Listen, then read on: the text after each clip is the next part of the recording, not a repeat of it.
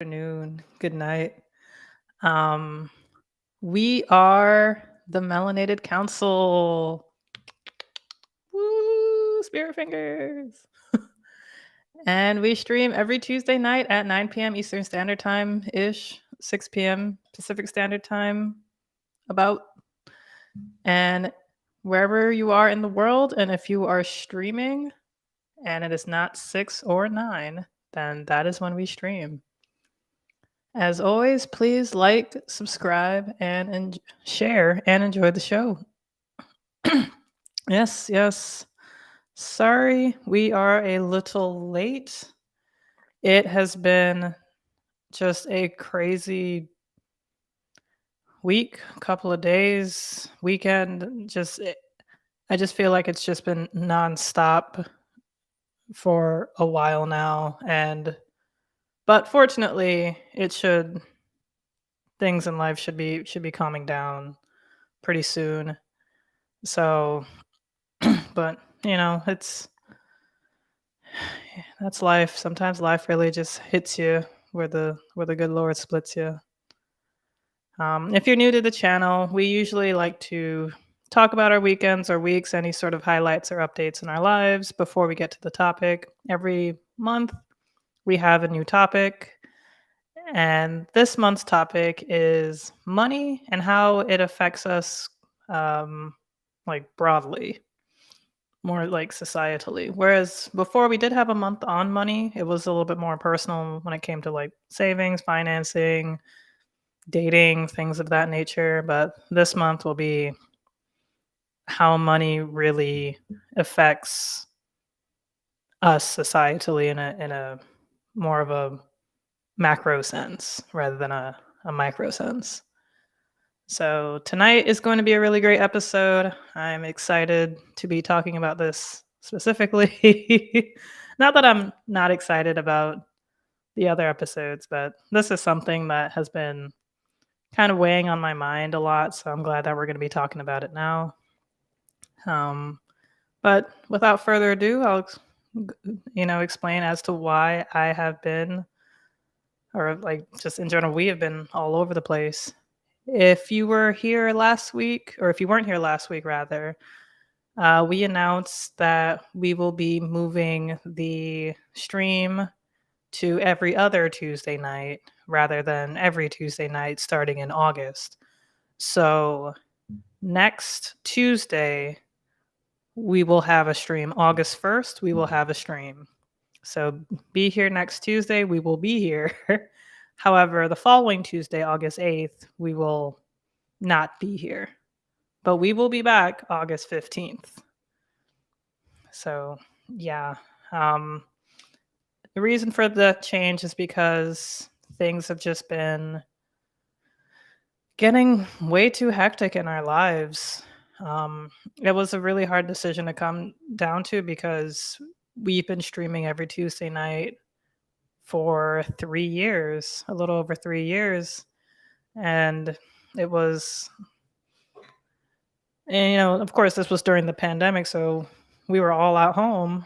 But now that we're all outside and outside responsibilities are starting to come back into the mix, we realize that we can't really sustain the stream to the levels that we used to, unfortunately. So it was a really hard decision to make. But what's never a hard decision to make is acknowledging Mish, who is absolutely incredible. If you haven't, please check out Mish Cosplay on Twitch and on Twitter and on Instagram. They oftentimes stream old school video games. Recently, they streamed math, which was very interesting. I really hope that they do stream math again because I wasn't able to catch the first time. But I'm a math nerd. Math was my favorite subject in school, as weird as that may sound. And I still love math. 2 plus 2 is always going to equal 4, and I will stand by that. But the math that Mish teaches, I guarantee, is a lot more complex than 2 plus 2. It's probably something crazy like 9 times 9. I don't know what that is. Yeah, of course, of course. For those of you who are new to the stream, Misha's been with us since the dawn of time, and they're just an absolutely incredible person to know. I fortunately was able to meet Mish in person, and they stayed with me the pretty much for a good chunk of the day. And even when my nose was bleeding, Mish was still there beside me. I, Mish, like legit, I do think about that day quite often. Like my nosebleeds have been slowing down, fortunately. And I'm like, man, if only I knew this sooner, I could have had like a less awkward hangout with Mish. Oh, yes. Yes. No, I would definitely love to be on a future episode. That would be incredible. Absolutely incredible. No, I would definitely love that. Hey, spreading division. Hey, everyone. Hey, Gil. Hey, Chad. How's everybody doing? How's everybody doing? Um, did any of you guys see the Barbie movie? That's that's what I did over the weekend. I saw Barbie on Saturday. I did a lot of things over the weekend, man. And also last weekend too. And then work has just been crazy from like last week and this week, but I think things are starting to slow down. So I've just been way all over the place. But I thought the Barbie movie was very hilarious. It was such a wild ride. I absolutely loved it. I would definitely go see it again because it was just I feel like there was a lot of things that I missed. And you'd think that would be odd considering it's a movie about a toy. But it was very it was very awesome. It was very cool. It was kind of nice because like it wasn't another like Marvel movie, Avengers movie, or like a this movie part 3 or the second one or another Fast and Furious movie. It was just an original film. Oh my gosh, it was great. It was so much fun. What else did I do? I hung out with one of my good friends from college. She invited me to brunch on Sunday with some of her friends. That was really cool. Like she's out there just doing some really awesome things. In the like teaching at universities and stuff like that. And like she's very young too. She's like 29 or 30 or something. And to already be teaching at a university is like a huge accomplishment. So like it was just great to just hang out with her and meet some of her friends and her family. Like it was really cool. Like they're all such like a just like an amazing group of people. It was really nice. And then I hung out with another friend like later that day. I was just like exhausted. I just felt like I was just constantly running around. But I'm kind of excited for this weekend because I do want to just kind of chill and just work on like my own stuff for a change. Yeah. I do have some pretty good news. My physical therapist like I've been getting a lot more range in my shoulder. My physical therapist said that I don't have to do like these particular annoying exercises that I had to do twice a day every day, like isometric exercises. So that was a great win for me in the shoulder healing arena of my life. But yeah, no. But I'm really excited for, tonight's episode. But there is one thing that I am very excited about tonight. So I have someone to introduce you all to the stream. And it is actually not who you think, or it might be. I don't know who you think about. So this person might be who you're thinking, but I don't think it is, but I could be wrong. This guy, y'all definitely know him. He is your favorite content creator's favorite content creator. His background is better than having the actual Eiffel Tower in your background because come on, like the Eiffel Tower is so cliche. Like no. um he is always constantly teaching me and just anyone who's willing to listen about cameras, about microphones. He's the one who told me to buy this microphone and I love it. He told me to buy the audio interface that I'm using, the Focusrite Scarlett. He did not tell me to buy this microphone. I mean, this mic arm. I bought it myself, but he seemed to like it, so I guess I did good. Because I was low key a little scared to show him, because I was like, oh man, what if I did it? What if I made a mistake? But I don't know. It works great for me. Um, he's the guy you can come with to ask about literally any question, whether it's about content creation or about weird stuff going on with your car. He will definitely know the answer. So, without further ado, I present to you your favorite neighborhood matcha lover and a guy with a glorious beard, the one, the only, Gil. Hey, what's up, everybody? Hey, how's How it y'all going? doing? Good. Thanks for the introduction. I'm happy to be here. I've been ready. I've been ready, and just sitting here, like, all right, I'm gonna get an invite today. Yes, yeah. No. Yeah, it's always good to see. It's always good to have you on, Gil. Thank you, thank you. Yeah. But how's it going? What's been going on with you? Not much. Just editing client work. I've been trying to find the logistics for my my podcast production workshop that I've been working on. Hmm. I just got a sponsor from a notable brick and mortar store. Brick and mortar or Nice. brick and mortar or mortar? Mortar. Brick, Mortar. yeah, mortar. Um, hey Mish. So I just got a good sponsor and I'm really excited Nice. about that. I'm trying to get more. Um, that way I can have more people, get interacted, involved. And I've just been trying to figure out how to be more active in my community. So there's definitely some stuff coming up. So actually, I hate when people say that and then nothing comes up, but no, there's actually something coming up.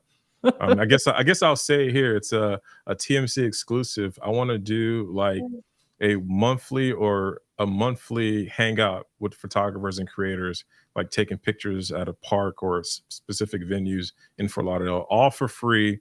Just one day out the month, we just take pictures and Okay. just hang out and stuff. Like a meetup. Yeah, like a meetup. Yeah, but I want it to just be like I'm showing up regardless. Like it's this day every month, the third Wednesday or whatever day I pick or we pick. I'm doing that. We're taking pictures. We're just hanging out. Hmm. Yeah, that sounds awesome. Yeah, So will it only be for like people with cameras or can people with phone cameras and are just phone genuinely cameras. intrigued? Yeah, phone cameras. The peasants are welcomed as well. The peasants are welcome. But I just want it to be anybody who's enthusiastic about hanging out with cool people. It could be like a cool little thing. Like, Hmm. No, I agree. Yeah, like community building is just so important and it's one of those things that everybody thinks about, but very few people actually start. So I'm really glad that you're going to be creating this because that's just very important. yeah, I'm in a bike group and we ride every Thursday. I haven't been in a while, but Okay. they ride every Thursday and Tuesday and Mondays. and it's very active. The chat, I'm in two group chats, two separate group chats for the same bike group, and they're very active. And it's just like we have so much people here that want to do stuff, and I'm pretty Mhm. sure there's like a lot of people who want to take pictures. And why not? Why not create that? Yeah. No, that's awesome. Yeah. Will it be for any skill level too? Oh, any skill level. Like I'm not a snobby person. Like I've been in bike clubs where you have to have a $3,500 bike in order to even be a part of the team. No, I don't want to do that. This is not even a Mm. team. It's more so like, hey, let's just hang out and take pictures and then just talk about photography or talk about whatever. Like, it might Mhm. be a theme. Like every month is a different theme. Um, I don't know. We'll see. Ooh, that'd be fun. That'd be Yeah. fun. Yeah. So It's so hard to watch the chat and talk. oh, It is like yeah, like I haven't done a live stream in a minute, and I'm like, whoa, this yeah. is work. Yeah. No, it is, it is, but I don't know, I've gotten kinda used to it. It only gets hard when, like, new people arrive, and then you have to kind of Hmm. vet them to see if they're gonna be, like, bots or weird or racist or just, like, sexist, you Yeah. know? 'Cause I feel like there's, like, people who are commenters and they try to make me sound I don't know, like, they'd be like, "Nah, dude, nah, bro." It's like, "Bro was really like it." I'm like, do they think I'm No. a man? Or are they just trying to, like, pull something? It's like, whatever, if they think I'm a man, I don't really care. But if it distracts. No, no, you're not distracting, Chad.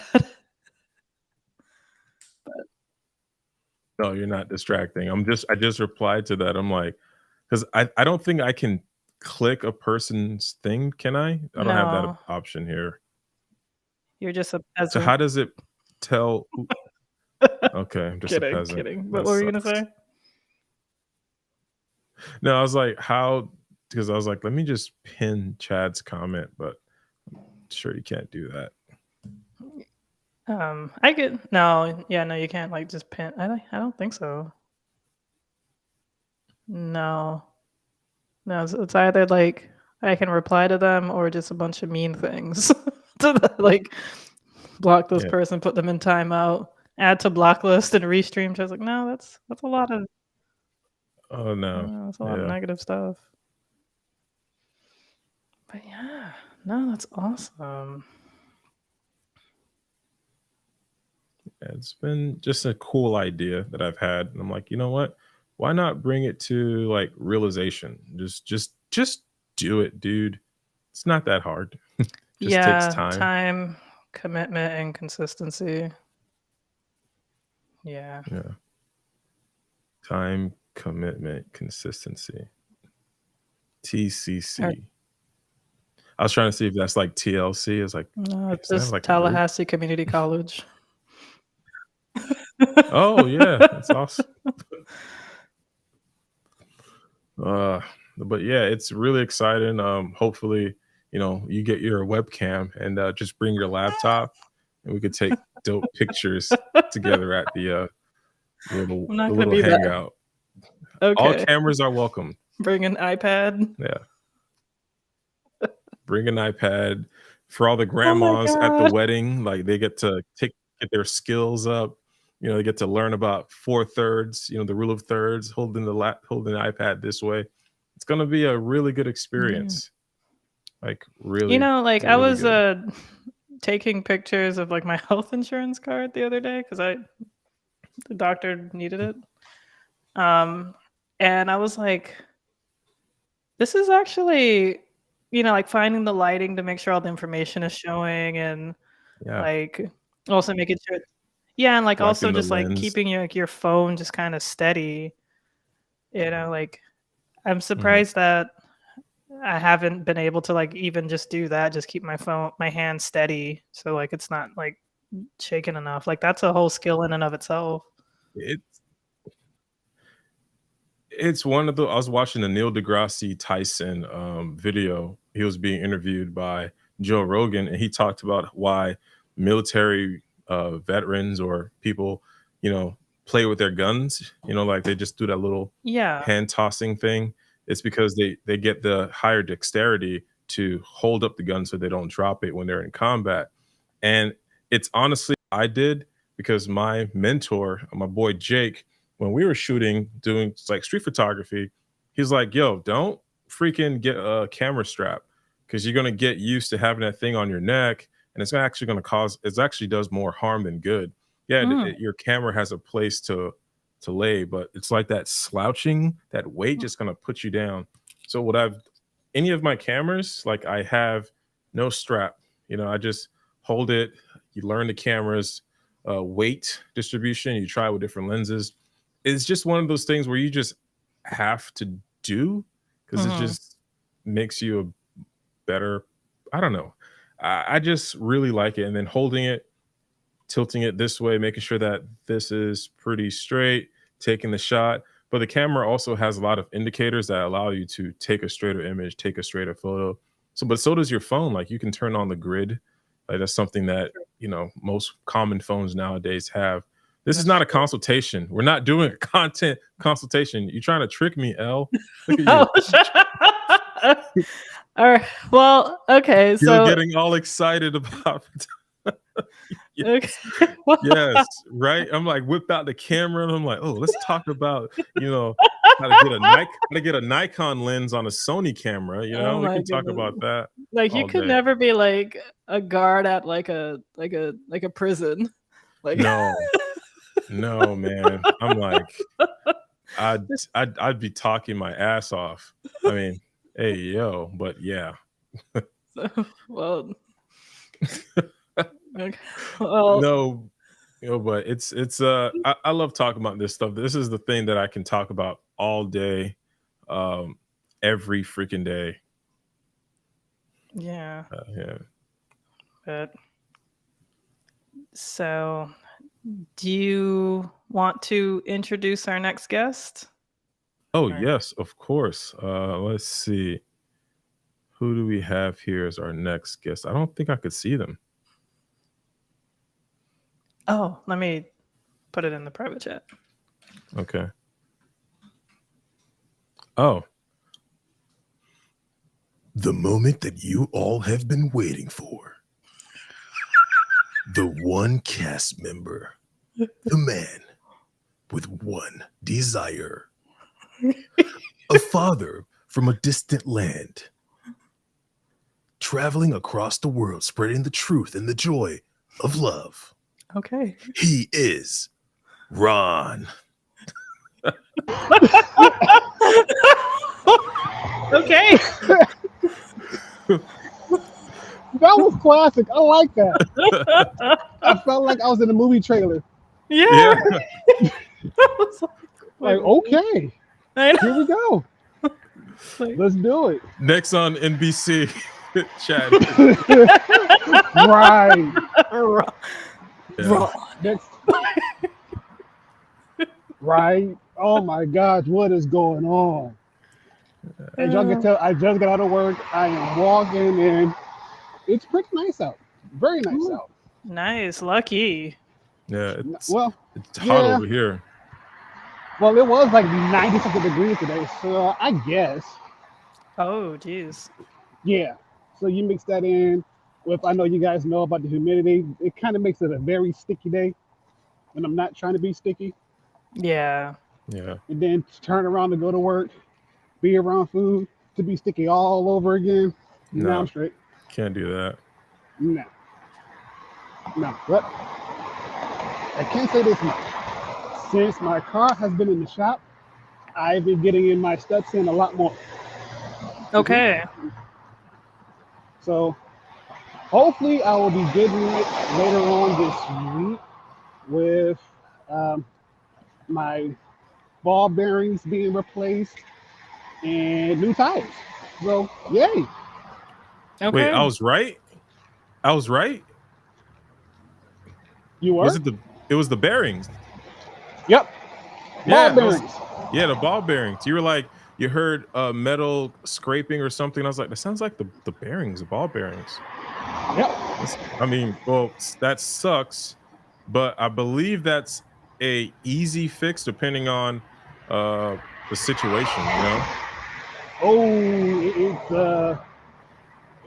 when I tell y'all like it actually broke, it broke Oh, because one of the technicians said that he was taking it for a test drive to see what was going on.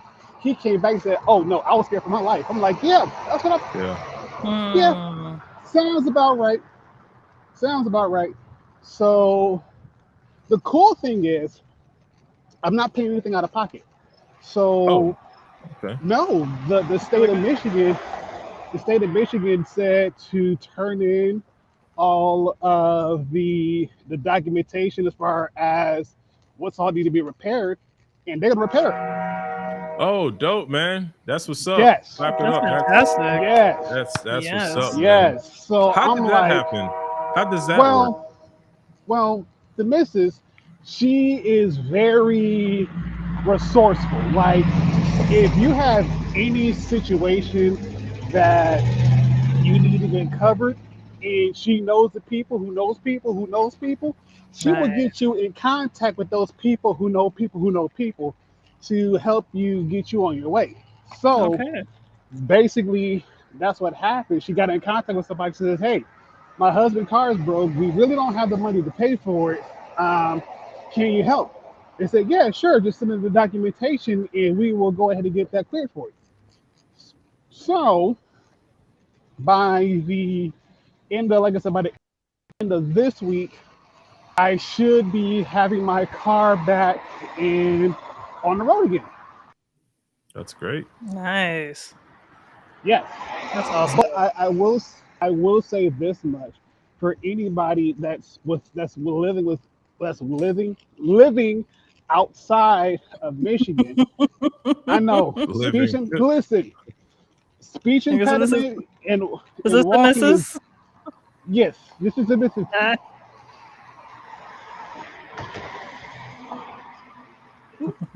yes, yes it is. Digitally, yes. yes it is. Uh-huh. Yes. Oh yeah, I'm gonna make you blush, all right. I'm gonna make you turn like 4 shades darker than what you really are. Oh, hey, welcome to the stream. Yes, yes. Yes, Welcome, welcome. yes. Okay. So yeah, she's over there on Twitch. So yeah, no, she's been putting in a whole lot of work. So I do appreciate her for that and everything else. So yeah, it's awesome and amazing. But I will say this much for anybody. Ooh, I'm getting caught by a train and I'm walking. Hooray! Awesome. Oh Anyways, man. Hmm. for anyone who is like looking for resources to help, check out your state Department of Human Services and see what they have to offer. You'd be surprised what they can do. You'll be surprised Okay. what they're able to do if finagle this and the third, especially if like if you can't like make repairs on your own or whatever the case may be, they have services out there for people, for the taxpayers. It's free to use. The worst thing they can say is no. The True. worst thing Yeah. they can say is no, but you won't know unless you go talk to them and throw your hat out there. Hey, what they say, the squeaky wheel, what the squeaky wheel gets the grease, Yeah, I Yep, guess the oil. Yeah, it gets the oil. yep, Yeah, yep. that's that's great. true. Mm-hmm. That is so true. Yeah. So mm, that's that. Let's see what else has been going on. Yeah, no, that's really about it. That's really about it. So that's my week I in a mean, nutshell. that's great because that's a massive thing, just a massive stress off your shoulders too. Yes, and even then, like the mechanic, it's not even my normal mechanic. The mechanic that I had to ship it to, Firestone, dude was like, "So, we noticed that you need tires for your car." I'm like, "Yeah, I was gonna get around to get to it." He said, "Don't worry about it." He said, "I'm gonna get some for you, and just add that up to the invoice, and we'll call it a day." I was like, "For real?" Like, "Yeah." Like, bet. Nice. Nice. That is So awesome, man. That's so now I'm able to utilize my G8 in a way where I haven't been able to utilize it since I first got Ooh, it. Oh yeah, nice. oh yeah, new tires and ball bearings, yes. But the crazy thing about it is, this is not the first Pontiac that I've owned that I had that issue with. I remember another Pontiac that I owned had the same issue.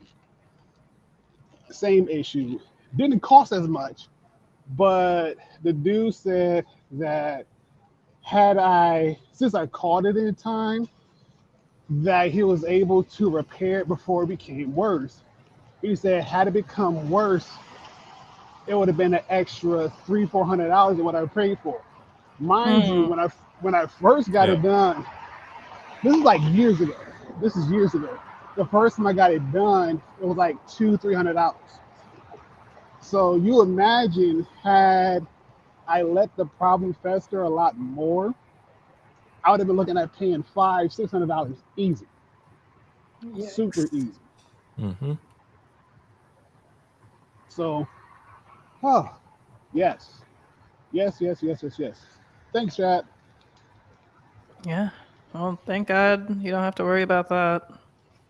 Right. Telling you, it's just again, it's just one of those expenses where it's like, man, I really don't want to pay, but if I had to pay it, I'm like, mm, because even then, I told the missus like, listen, like if the repairs are way too much than what I could pay for, I will scrap my car and I will buy something else. Like for real, she's like, but that's the car you love. Like I know, I'm willing to part ways with it to get something else that's a little bit more reliable that'll get me from point A to point B, and I don't have to worry about it. Like Hmm. I'm willing to do it in a heartbeat, in a heartbeat. But again, like you said, thank God she made some calls and she put me in the right. She put me in front of the right people at the right time, and the rest is history. Yeah. Yeah. No, that's awesome. That is awesome. Mm, somebody out here smoking mad weed.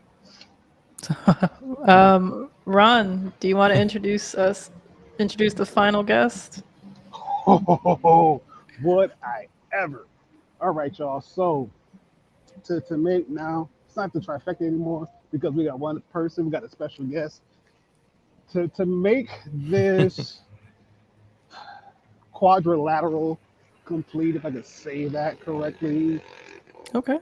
I dig it. if I could, if I could say that correctly, to make this quadrilateral complete, it's it has to involve one person who's always late for the party, but so ready to turn up when the party gets started.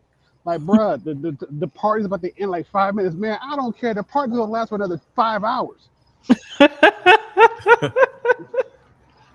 All because why? He showed up. That's why, because he is the life of the party. He is the circle of the party. It doesn't matter what event he gets into. He somehow manages to get into that event free of charge. Free of charge. It could be a black tie event.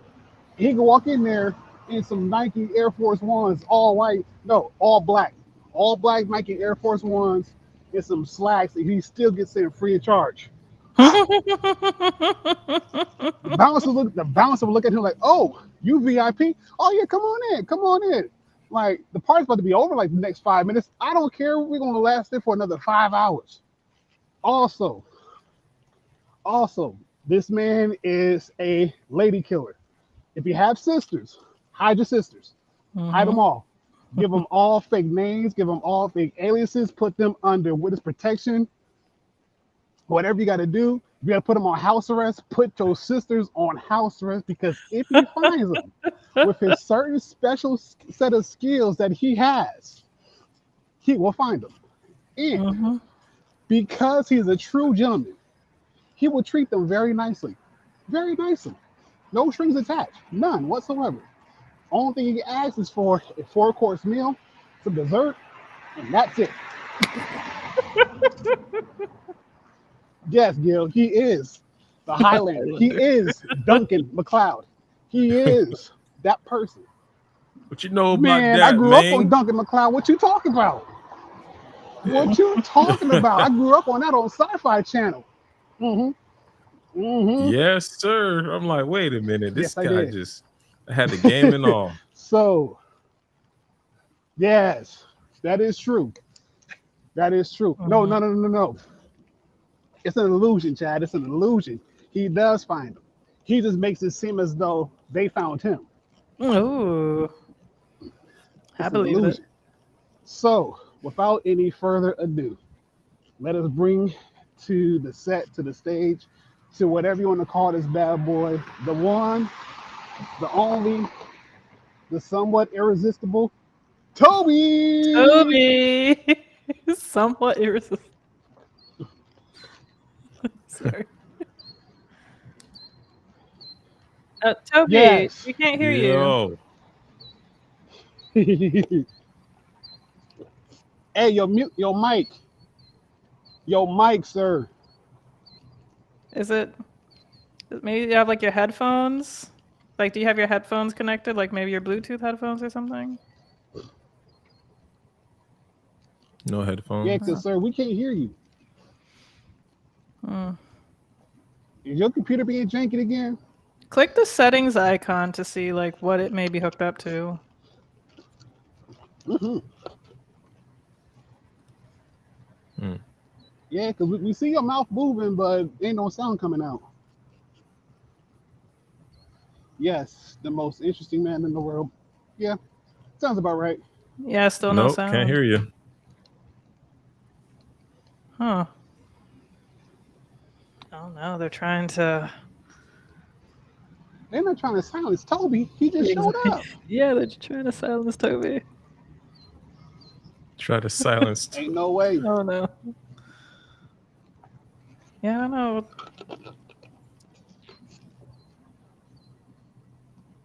Toby must be heard Yes. because I know he got a few tales up his sleeve that he's willing to share. Is the Bluetooth connected to the fridge now or something? The computer connected to the fridge. Stop. I was in mid sip. Stop. Yeah. He has to open the fridge to talk into it. Yeah, Man, a right. walking refrigerator, that's crazy. Nice, but that's still crazy. Yeah, I don't know what's going on. I don't know. Maybe like Yeah, what he's just right. He did sound cancellation jutsu. because he's from the village hidden in the sound. There you go. He forgot to release it. Yeah, he forgot to release it. Mhm. Come on, It'd be Toad. like that I'm gonna need you. sometimes. True.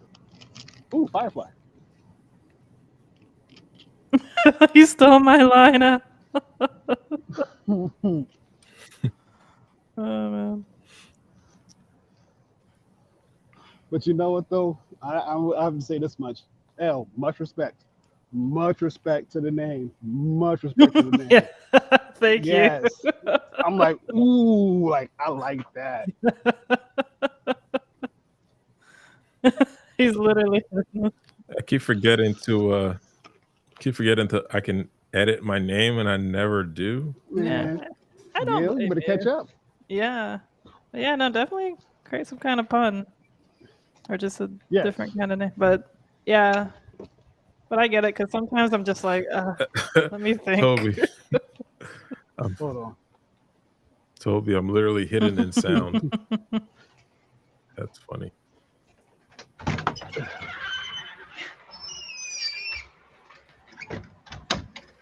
Okay. Toby's gonna leave us for a minute.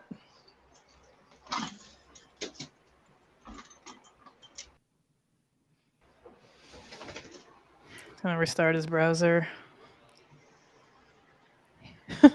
He uses Microsoft Edge, which is interesting. No. No. Well, Why? honestly, Microsoft Edge Like, isn't that bad. thing Like is- Microsoft, like Internet Explorer is bad. But Yeah, but it's also like I don't really see it working with a lot of extensions and plugins. Like Oh. that's why I really love Safari and Bard. Ever you heard of Bard? Bard, you mean like Google's AI chat? No, not that. It's another one. What's it called? Is it Bard? I just downloaded it. It is. Oh, it's not Bard. I'm thinking of Bard, but it's what the hell is that? It's a new. I really love web browsers, especially like Opera browser, Chrome for their customization, and I have like specific browsers I do certain things with, and it just makes browsing the internet pretty fun. I really love Astro Browser. Is it? DuckDuckGo. That's a search browser. I use that Yeah, on my computer. Brave? I've heard of Brave. I think that might actually. Not Brave. Wow, I can't remember the name anymore. I know there's one by this company called the Browser Company. Yeah, I think it's that company. Yes. Arc Browser. It's by the Browser Company. Yes. Yeah. Yeah. Yes. Arc Browser. I was like, is that no? It's not Bard. That browser is Okay. pretty great. Because I've heard of it. Yeah. I know that MKBHD, I think, or maybe like one of his. One of his producers got on it and made me like it, and it's pretty great. It's really really good. I don't like DuckDuckGo. DuckDuckGo is not even like a browser. It's more like a search engine that doesn't really hide your stuff. It's just you're still on the internet. Like the other day I was talking to a client, we're doing a consultation, and she was talking about how every single time she's looking up like photography equipment, it comes up on her Facebook, and I'm like, yeah, because cookies. And she's like, what is that? Like, I always see that. I was like, well, disable cookies on all of your apps that you use. And when they ask you, do you want to track? You say no, because cookies can quite literally cookies will track all the websites that you're currently on, was before, and that you're going to, and it could be for like the next 24 hours. And that's a lot of data. Yeah. It's a lot. Ooh. Firefox. I like Firefox. I use Chrome personally, but I do like Firefox. It's I don't think it gets enough credit because it's like a very secure browser. Mm-hmm. It's very secure, and it's also one of the first customizable browsers. Like they had the very first, like, you can customize. They're the first browser to allow extensions. Mozilla Firefox, like years ago. My ultimate favorite was what's this called? Netscape. Yeah, I remember Netscape. Remember Netscape. Yeah, Netscape was my favorite. Yes. School browsers were never the same. Yes. Right. No. Because like I feel like Netscape was like the first browser that like really competed with AOL. It's like, oh snap, this is like free. It was so good because you can actually build a website on there, and that was one of my first instances as a child building a website. Was using Netscape. And it was pretty awesome. Yeah, it was really dope. Oh, we can hear you now, Toby. Sounds like you're on YouTube. Yes. Wait, Toby? He's on? Triple R. Okay. Oh snap! I didn't realize I was put in. Hold on. I think I was put on, but I left the tab because a bunch of tabs blew up. So I like closed out of that tab and opened another StreamYard. Restream. I have too many old Restream tabs that need to get completely get decluttered. But anyways, yeah, that's awesome. Sorry, I mean, yeah, it's I'm glad I'm back on. And I was trying to loosely follow everything while figuring out. So I guess restarting Edge did the trick. Whatever, I use Edge, I guess. Oops. But on my phone, I use Chrome always. Like, I mean, I have Android, so it makes sense. I'm not using Samsung browser. Like, what the heck is that? So I use Chrome on my phone, which is really actually useful because I store a lot of things that maybe I shouldn't be storing, and it just makes it easy to enter payment information, addresses. So if I'm on my computer or my phone, Chrome is great. Edge, I will admit, I don't have as much saved. I do have some things saved, but because I don't use Edge on my phone, I'm only ever using Edge on my computer, Mhm. and I'm less likely to do things like, I don't know, check out, pay for like tickets or something, like things where I would have my Chrome information, or even not Chrome, even just Google proper. If I go to Google and I don't open that in a Chrome tab, it will still save it in the Google account regardless. I guess if I am using Google, no, that doesn't. No, if you're on the web, if you're on a desktop computer, it doesn't matter. If you're using Edge, it's not gonna be linked to your Google account. But any case, Edge's side, how's everyone doing? What's going on? Oh, we're great. Just another beautiful Tuesday. Got a couple more Tuesdays to go. We're doing this for my boy Rocky and Chad, in solidarity with the group. We're going to start our own podcast. But yeah, it's just another Tuesday for me over here. It's hot as all hell. Busy editing, client work. That never ends. Planning some events and stuff like that. So it's pretty good. And I got invited on the show, and I'm like, let's go. Yeah, and I'm really excited. Of course. But Toby, how are you doing? I'm here. Today was a really good day. There was this employee appreciation event from Nice.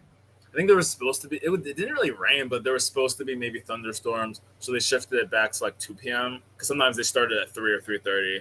It was basically just like they do it every summer, just like a kind of a big festival somewhere outside, like on our campus, but outside. They have like ice cream truck. I mean, some things you might pay for, but I think a lot of it's free. They have like a beer truck. They had a wine truck, both of which were free. Unfortunately, I didn't get there that late, but I think like I got caught up catching up with some people, and so by the time I went to get the beer and wine, I only got to get one of each. And then someone who is new to the company, probably like in his 40s or even 50s. I mean, he just kind of randomly tapped me and was like, "Hey," and introduced himself. We talked for a while, so I didn't really get to like get more beer and wine, but it is what it is. It was still free, and then there was some finger food and actual food, some kebabs, some little small things. Unfortunately, I didn't get to eat all of it because I didn't have a big appetite, and then I guess the trash people threw it away. I wish I took it with me, but it would have been too much to hold while trying to like get free alcohol from the beer trucks. So whatever. Then they had like giant Connect Four. I think there was like a giant chessboard. There was a DJ. I think I didn't like get to see what her actual DJ name was. She was like it was a female DJ. I was like, okay, this is kind of cool. Because I didn't know who was doing the music, because I heard like some Black songs like Return of the Mac. I mean, Cupid Shuffle is of course just a classic line dance. There was some, I think, reggaeton, maybe dembow, kind of mainstream songs, some popular songs. I mean, there was like a white woman DJ.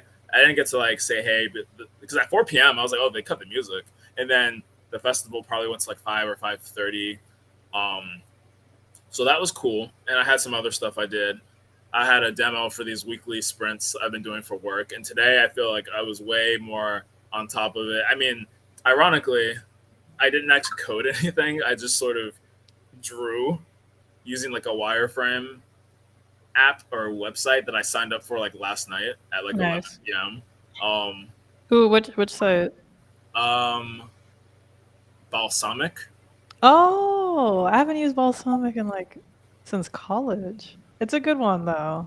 Never heard of it before, which just shows you how far I am away from UI anything. Yeah.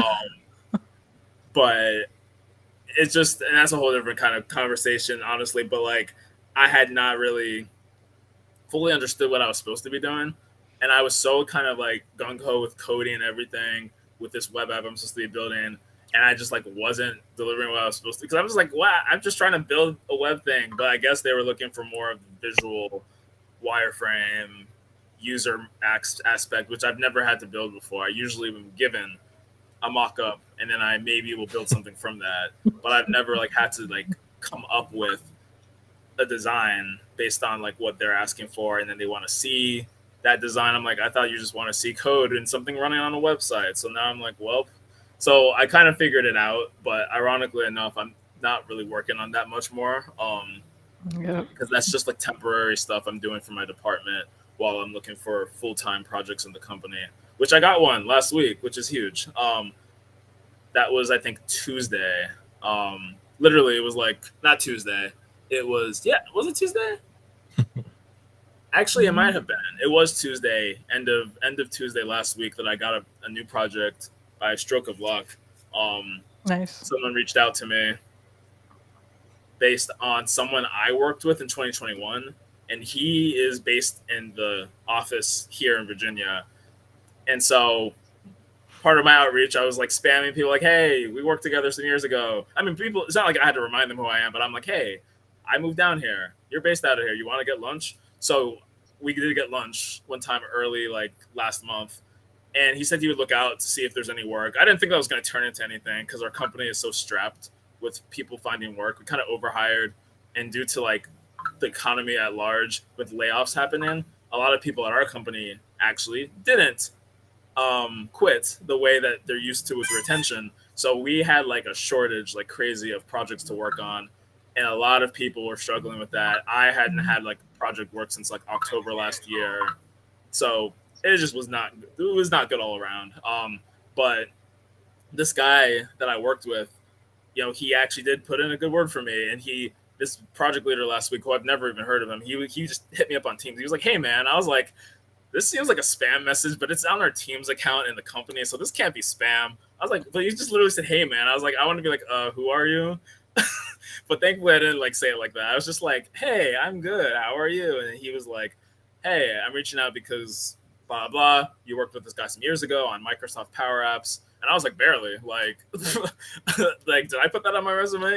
Because I barely worked on Power Apps. I know Power Automate, if anything, better. I actually had to build flows for that. Power Apps, very sketchy. But anyway, that was like such a stroke of luck. But I'm only covered 50%, and you need to get 100% coverage, which typically people work 2 projects at 50%, or maybe 40, 60%, or some people split projects into 3 or even 4. So we're getting there. So today itself was a bit of a whirlwind, but it was a good day, and I was a bit worried about today, but I was able to get up early. You know, probably didn't sleep that much, but I was up early, like probably like around 7 or 6 something, which is like remarkable for me. And then I just kind of banged out some stuff before my 10:30 demo. Like the entire wireframe, I built it like all that like this morning. Don't do that, kids. But what is a wireframe for us people? I mean, I have an idea of what it is after Googling it, but what is a wireframe? So oh yeah, L's better for this. So a wireframe is essentially a very bare bones layout of an idea or concept that you're trying to create, whether it's like an app or a website. So you may see wireframes like is literally just squares that Like kind a of just wireframe, like actually, like yeah, like wire, yeah, just like a very Okay. very bare bones black and white. Like you may Like see it be drawn on a piece of paper or on a program like Figma or Balsamic or the InVision. thing that you showed me at that coffee shop Yeah. ages ago, is that a wireframe? Yes, exactly. So I Okay. showed Gil an app that I've been trying to create for years. And I showed him my wireframe, but like a wireframe can vary from something that's like very bare bones, literally just black and white squares, or just something handwritten or drawn, to something very like detailed, like pretty much what I showed Gil, where I actually had images and text and what's also called a prototype, where you can actually click on things and it goes to the certain page, but you can't really interact with it. You know, you can't really type a comment and have it post to something, but it's like, all right, if you click the home button, it's going to look like this. This is what the home page is going to look like. If you click on somebody's profile, it's going to look like this. If you press back, it's going to go here. So you kind of have a visual concept of an idea. So that's pretty much what a wireframe is. So it's Wow. like you look at it, you can kind of get the concept of what this person's trying to say rather than the age old when somebody comes up to you is like, I have this app idea and like just picture Facebook, but with a little bit of Instagram, but like not too much Instagram. So no, not yeah, exactly, like a model. Hmm. Yeah. I forget what they call it, but I used to make like RPG role playing games, and Mhm. what I would do is like take a screenshot or build something in Photoshop or whatever app I was using at the time and build a stage. You click this button, this goes here. If you want to see the game's party, this is how it'll look. So what when you're saying that, I'm like, wow, that's oh, I think I like the idea of a wireframe better than I forget what they call it. It's like not a copy or mock-up. I think a mock-up or something, but wireframe makes more sense because you would see like a wireframe of something and it's just an example, like a model, like what Mhm. Chad said in the chat. So Yeah. A model can also be a model is kind of for something more so that's like physical. So if you're trying mhm, to I don't know, like if somebody had to create some kind of model to design this, so mhm.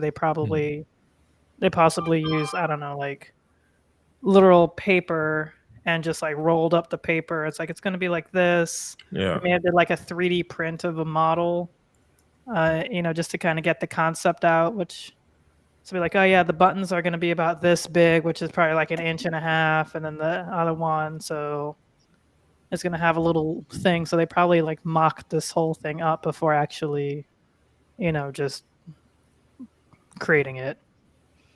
So even though like Chad, you are correct, like a wireframe is essentially a model, but I guess like the terminology, the jargon is just like a little bit like a model is kind of more of like a physical thing, but or it can also be like a prototype can also be a physical thing. So yeah. Yeah, model. At least when I think of the term model, I think of like a real world, especially in this like UI. Like Django is the drug of choice that I'm going with. Which I mean, I've used Python quite a lot before in the past, but I like if I need to create buttons and drop downs and menus, I'm like I have no idea what I'm doing, and then I don't do web dev in general, so having to figure out even what a form is in general in HTML, like you can use something that's very basic like Django, not basic, sorry, you can use something that's very built in with Yeah. Mhm. Django, but HTML is like that's like raw. Like I mean, for those who aren't like heavy in the sphere, I mean, HTML is like hardcore. You are coding quite literally everything that you see on a screen. 0 out of 10 recommend, and most people probably also would tell you the same thing. We use I use HTML. That's my HTML and CSS are my coding like. Well, CSS isn't really like a language, but like HTML is like the language I use every day. well, Like the okay, back end stuff, I really can't get like what. So when Toby was saying Django is like that's like a framework, like more so like a back end framework. So like we're getting way too technical right now. Like That's the thing to like not to get into the weeds, but in the video editing world, we have something called like NLEs, like non-linear editing for like video, like Final Cut Pro, iMovie, Premiere. They're called NLEs. Like you can edit them any type of way that you want to. And it's Mhm. like I prefer Final Cut Pro because I can quite literally just drop assets like titles, transitions, effects, and just put them on top of a video, Mhm. manipulate if I wanted to, and I can just buy titles. Whereas in Premiere, it's known that you have to create everything, every asset, transitions, you create it, the speed, the fade, and it's like to the point where it's like, why do I want to do that? I rather just buy a transition or find one free online or just get used to one that comes with the software and then just do the video. And a lot of people who Mm. use Premiere, they have their nose held high, like, ooh, look at me. I took 2 hours to create this transition, and you bought it on Amazon. It's like a whole thing where it's like, I'd rather just get the client the video than not course, have to yeah. worry about building the assets. And I don't have time for that. I don't have 2 hours to build a whole title. Or I mean, the result that you get is actually really good, but it doesn't really matter, especially with social media nowadays. It's just nobody really cares about titles anymore. So it's like Final Cut Pro for me is the win. Okay. No, I Yeah. get that. I've heard of Final Cut Pro.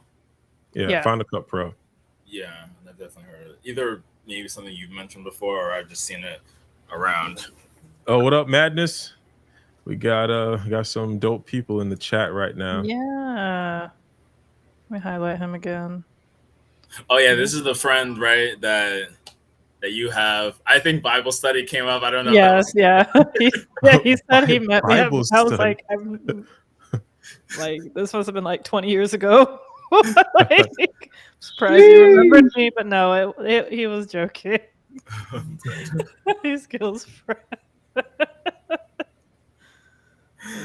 Oh man.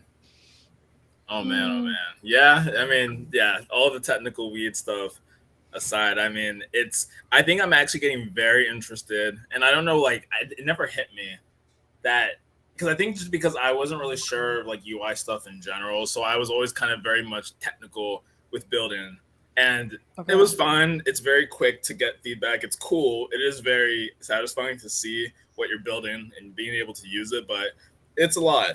And so being able to go through the wireframes, I was like, wow, maybe I really need to invest more in like learning UI stuff and coming in with a technical background, like a more heavy coding background, and kind of But- marries the two. Let me ask you this, like, but I think in linear, in the wire, in my mind, like when I'm building a podcast set, I see the peripheral and how they connect. And when I do like plan on doing specific things like at a wedding or a conference, I draw it out on a notepad first, like like an actual piece of paper, and I'll notate this connects here, this software does this, and this cable will go here. Like I draw it out, and by L's point, that's technically like a wireframe, right? It is, Like, yeah. It is. It absolutely is, yeah. that's how I do everything. Like I have drawings on my board right now where it's like this connects to here. You need this to do this, and that's how my brain works. So, am I Okay. a coder? I'm a coder. Are you thinking of like a web, like kind of like you're mapping things out, or? But I guess was the web. Okay. Don't shit on my glory, L. I had a moment here. It's so interesting. I need to be better at it, honestly. Like that kind of vision, like, and also like I wish I could like really capture. I'm a web designer, you could say.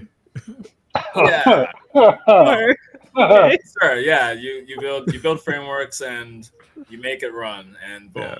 pen to paper. I think for me, I'm not usually used to the drawing out of.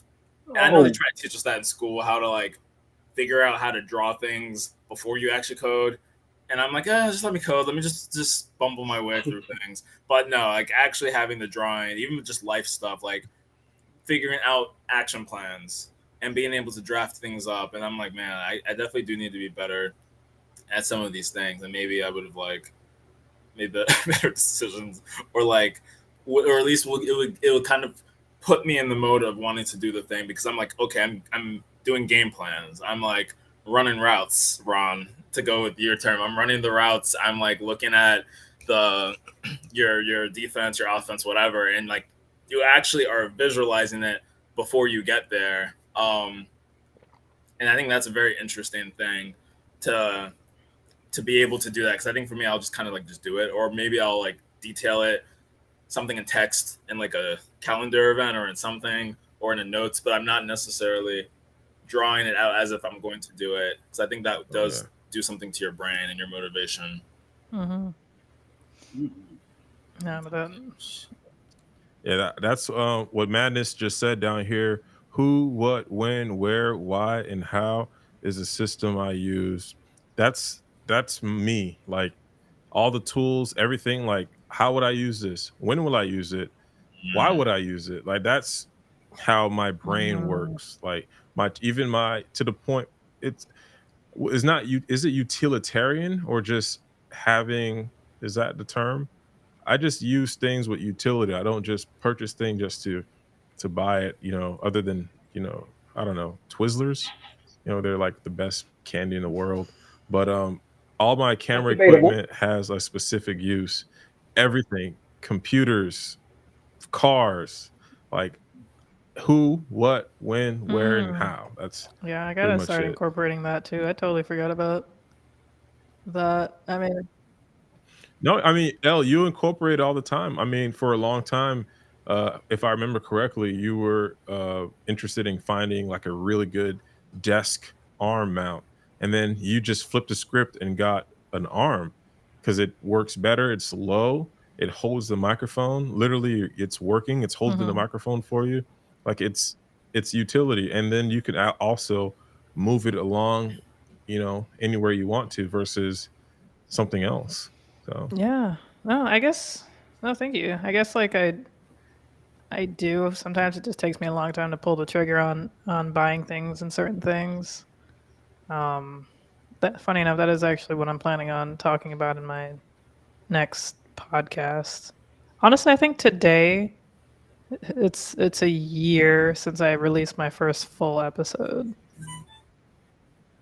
Oh, Thank happy you. birthday. Sorry. Oh my Ooh, gosh. ooh. Yeah, I Yeah. think it was July last year, July 25th last year. Hey, Oh let's go. snap. It's the kind that gives you the most for your money if you have $1 and you're hungry. Yep. Okay. Facts. That's Twizzler. your, That's I never liked facts. Twizzler. That's like the 100,000%. red yeah, fresh. Yeah, I never was a Yeah. fan of Twizzler like that for yeah. Neither am I. I'm not really a fan of Um, Twizzlers, I'm a fan, man. Twizzlers, that's my but I can my see what candy Chad right is there. saying though, because like it is a fat package. yeah, Like there's a it's lot it's going on. big, Yeah. so like you definitely would get a bang for your buck. Mhm. Yeah, there's a lot going on with Twizzlers. I'm not gonna lie. That's true. That is Wait, how did Twizzlers get? I think I missed where Twizzler was mentioned actually. Oh, Gil mentioned. No, I just Oh, you mentioned mentioned it it. just to Okay, mention it. okay. I thought you mentioned it after chat posted. I was like, wait, where did this start? Okay, gotcha. um, yeah. So, I think we should. I'll introduce. Yeah, I'll Get introduce into the the topic. topic. Sure. So, as you all know, this month's topic is money in the more of like the macro sense. And tonight we're going to be talking about money, power, and respect. Not the Lock song, but if you want to sing to, if you want to play it in the background, be my guest. It's an amazing song. I play it occasionally just to hype myself up. Sorry, my name is Chad HD. Chad HD. Oh snap! That is top tier. So, like, if you've seen in the news, socials, wherever you get your information, that there's like this weird connection with money and power, money and intelligence, money and like if somebody has a lot of money, there's always going to be a group of people who are going to defend this person, even though like Hmm. they don't really need to be defended because they're grown and human beings themselves and they could take care of themselves, and also they can just literally buy you out and like or just do kind of whatever in my opinion. And like the issue is, at least with me, it's like money shouldn't really buy respect, and I think that a lot of people try to acquire a lot of money in order to gain respect and gain power because they feel like power is what is needed to uphold respect or to, I guess, to acquire respect. And sometimes people don't really know the definition of respect. I meant to share this earlier, but like I listened to this episode of Respect, like a podcast episode by Amanda Seal. She has a podcast called Small Doses, and she had an episode about respect, like maybe about a month ago. It was pretty recent, and she was talking about how respect should just kind of be something that, like, kind of comes pre-equipped with people. You know, like if you go to a store, you should just respect that there's other people there. You know, you should just be kind of cognizantly aware. Like the cashier, you shouldn't like talk down to them because you feel like they're lesser than for whatever reason. And you know, you should just give them just respect that they're here, they're doing their job, they're just a fellow human being. Like they should just get respect.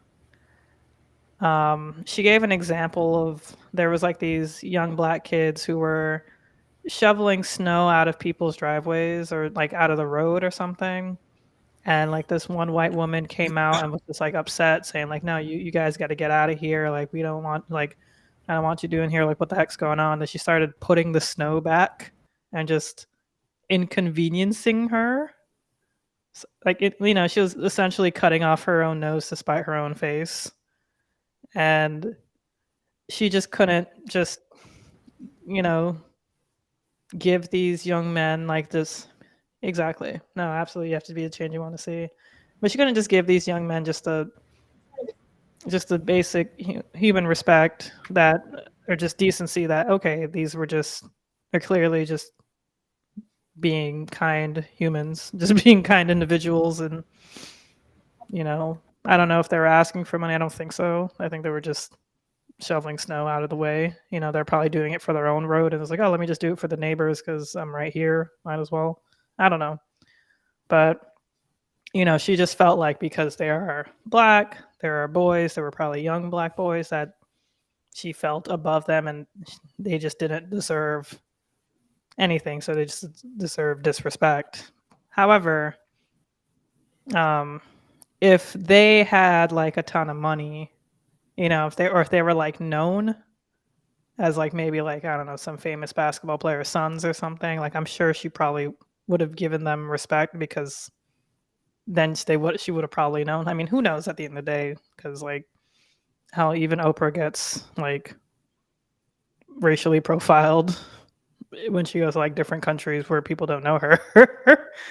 But I don't know. I'm just kind of going on a tangent. But yeah, like what do you all think about the connection between money and power and respect?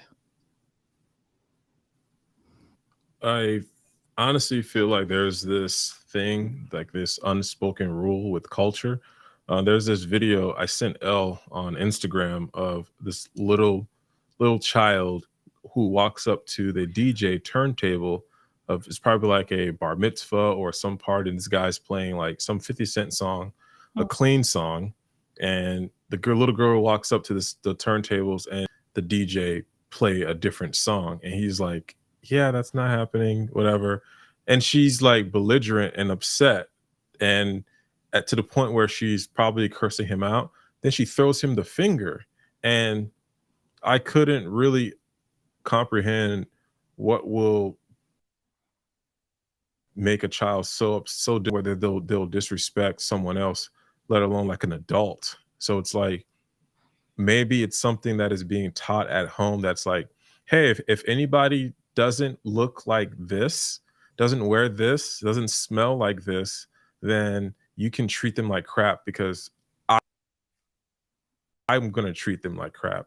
And it's pretty much copying. These people copy what their parents do, which is disrespect, you know, the yard person, the service person. So if anybody's doing me a service, that means that they're beneath mommy and daddy. That means I could treat them like crap because mommy and daddy would treat them like crap. And it's sad, and it's just like a vicious cycle. And I see it all the time.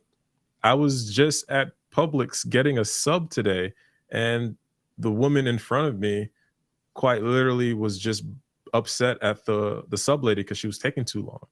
and she was the only one there. And it's like a thing in Florida. You go to Publix, you see the person is only one person at the sub line. Treat the person with respect because they're busting their butt, you know. But there's this thing with some type of people where they feel like they have all of the authority in the world. The whole I world know. revolves around them. If nothing is going their way, it's just like screw everybody. Like, I don't care what you have going on. I'm the main character. You're just an NPC who's supposed to fulfill my destiny or whatever the case is. And I see it in little children. I see it at grown adults, all races, all different ages, all ethnicities, all religions. It's this unadulterated thing where they're the only, and it sucks. No, true. And for reference, like the little girl that was in the video, she was like little, probably like she couldn't have been older than 5. Like Yeah. she was little. Oh, so this was like a viral video or something of someone who was like getting impatient right at Publix with the sandwich, or No, Oh. the baby shower or the bar mitzvah, this little girl walked up to the DJ turntable and leaned over like everybody else does. Hey, can you play this song? And he's like, no. But I just felt, maybe I'm just taking it personal, but I just kind of felt like the little girl have seen her parents disrespect someone who was serving them, and therefore the DJ is being, he's the server, he's the employee at this venue, so he's technically beneath her parents.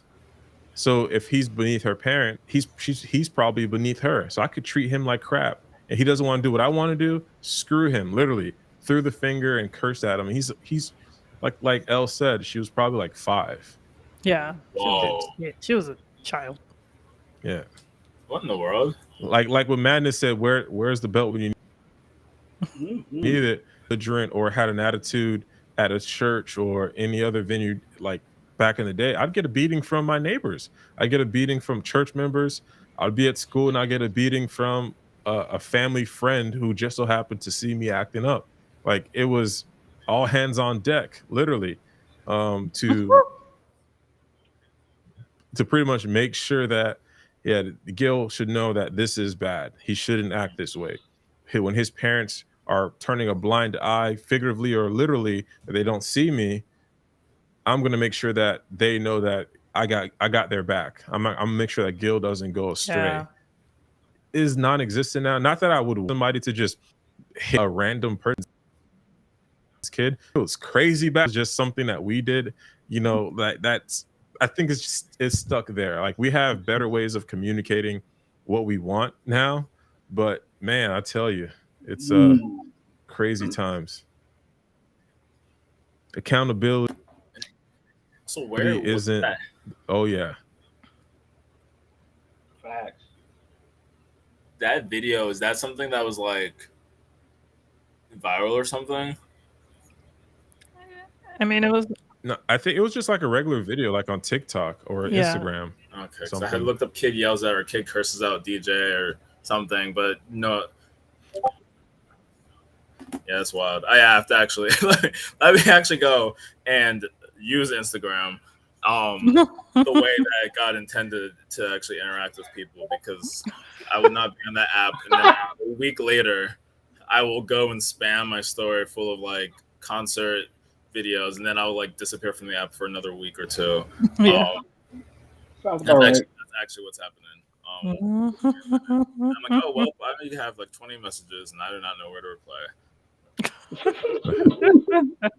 Man, about 18 of those are mine, probably. Just like sharing, Yeah, just like I probably sent a lot too. Gil, so Yeah, I sent a lot. I was like, I need to start from somewhere, and I promise I'm gonna go at some point.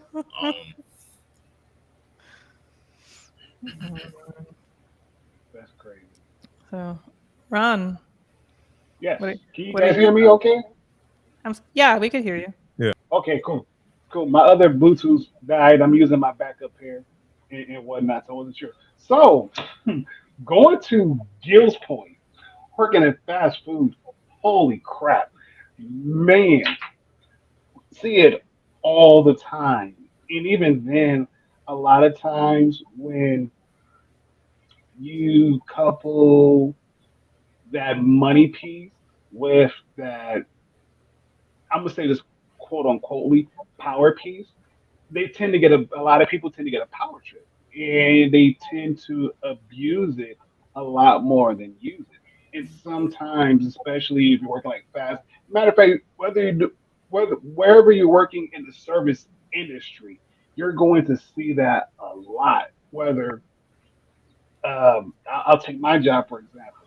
If I'm the only one working on one of the taco sides, whether it be drive through or the customer service side, if I'm the only one there, people catch an attitude like, or better yet, if I'm training somebody, they catch an attitude like, hey, we'll be right with you when we can. I'm new here. I'm doing the best I can. We're short staffed, yada, yada, yada. They're like, we don't care. We want you to make our food right here, right now. We don't care. We've been waiting for 10 minutes because of the fact you're the only person there. We want our food right when we order. Like, it's not going to happen like that. No. But They don't want their food to, fresh. like, nah, you don't get it fresh. Better be lucky nobody spits in it, but that's a different story. Anyways, anyways, the thing is, when you look at society and how money or the utilization of money and how it's supposed to equate to some kind of power, some kind of influence, or some kind of respect and whatnot, they flaunt it in a way where it's like, hey, you need to take my words as gold because that's what it's worth. All at the same time, kind of like, yeah, but there's a bunch of holes in your statements. And you really don't make a whole lot of sense. Why should I even give you the time, the place, the day, the event, whatever the case may be, the attention, when you're just talking garbage 100% of the time? Like, no. I mean, granted, I might listen to you with a grain of salt because, yes, you might have some nuggets. You might have some truth that may come out. Emphasis on the may come out. But for the most part, nah, not even. Not even. However, I will say this on the flip side of the coin. However, there are some individuals who do use their their leverage of money power in a more some respectable way. And I think those individuals oftentimes get overshadowed because they're actually doing the right thing. When, and again, in society, you get more kudos for doing the wrong thing, it seems, or saying the wrong thing, it seems, or stirring up controversy when it's like there shouldn't really be no point of stirring up some controversy. Like, if you know right is right and wrong is wrong, why do you continue to do wrong rather than learn from mistakes and do right? Mm, No, don't worry. Don't worry. We're gonna dig into it a little bit. We're gonna dig into it a little bit. yeah, like I don't know, because I just don't. Because I know there's gonna be the people who are always gonna chalk it up to be like, oh, they're probably having a bad day, and I'm kind of tired of No. that shit because, like, yeah, I get it, but there's one thing for just like having a bad day, and another for just being an absolute asshole and losing your mind. You know, like there's one thing to just be kind of like snippy and just be like, and kind of snap yourself out of it. It's like, my bad. No, that's like, yeah, I just had a crap day. I'm sorry. Anyways, yes, I would like a number four, you know, like instead of just being like a complete just rude person. But there is Mm-hmm. definitely a level of superiority, a level of privilege that they definitely feel over you. And that's like what Mm-hmm. really Yeah. gets me. That's what really pisses me off because like I've been very drunk before. I've been, you know, angry, pissed, upset before. And like, I've just never gone to an extent that's just absolutely like inexcusable. Granted, yeah, like alcohol is different because that is a drug and like drugs do affect people differently. So I can't, you know, that's not really the best example. Um, but like, I still do feel that you still, I mean, it's still a level of privilege if you still allow yourself to get super drunk and act a certain way. You know, like if you're acting if you just feel the freedom to just act any sort of way and get super drunk and like nobody calls you out on anything, like after, 21, 22, okay. 31, 32, yeah, no, you got to stop that. Like you're too old for that. Like you should know better. You should just be like, all right, I'm getting to that point where it's getting too crazy, or you should just know at that point that you have some kind of drinking problem and you gotta completely stop it. Like at that point. But but I think what Madness said earlier about accountability, that's what Mhm. comes into play. Like, who's holding these people accountable? Like, a lot of people will label themselves as a loner because they don't have that much friends. And then when you don't have that much friends, or that when you don't have that much social interaction, there's really no, what's the word for agency type of counsel. There's no counsel of friends like, no, you tripping the boy, like, tone that crap down. Hey man, when you're talking to a client, make sure that they don't feel like you're a threat, dude. You sounded very belligerent. You know what I'm saying? Like there's nobody there. If you just going to sets, taking pictures by yourself, when you're going to work by yourself, working by yourself, you don't really seem to have yeah, we are adults, we pay bills, we have, we interact with strangers, we go to work, but who's holding us accountable other than like our loved ones? That's why I really love having friends, or that's why I really love just going to places and being part of communities, because people will tell you the truth. Like they will really be honest with you. But the thing is, a lot of people, a lot of these privileged folks, they have a lot of yes men. They have a lot of yes men and women who just let them say anything, let them do anything. And quite frankly, a lot of them don't have any men or women around them at all. They just have Mm. social media, and they just have a large following who attained. Like every day is something new. If it's not Carly Russell, it's Candace Owens. If it's not Candace Owens, it's Andrew Tate. Nobody's really holding anybody accountable because it's like you get attention from it. And that's, I don't know if hopefully I'm making sense here, but I feel like there's a lack of accountability, Mhm. especially in Mhm. today's society, which will, no matter what, back in the day, there were a lot of rich folk, there were a lot of rich brats. A lot of them weren't doing the stupid stuff and saying the stupid stuff that a lot of these young kids and people are doing now. It's just there's no accountability. I don't know. I feel like they would have if they had the platform to. Yeah. Like their platform would have looked very different because they would have actually had to be on television, which, their parents were like, yeah, no, you are in and out of rehab and totally addicted to cocaine. No, we are not letting you on. Like, you are not going to embarrass the family. You are not going to bring shame to us. Mm. Um, but I do see what you're saying, Gil, because like definitely the internet has heightened a lot more just crazy psycho people or main character people, like I guess main character syndrome, where they just sort of feel as though that they are um the main character, that they can do no wrong, um and the audience is just kind of different, where like I would say the friends are different because the friends are now your audience. So let's say I was, just talking to people like, like a talking head, like a Candace Owens or any sort of person with a massive platform, and it's just literally them talking, but like they actually have comments or they on a live stream.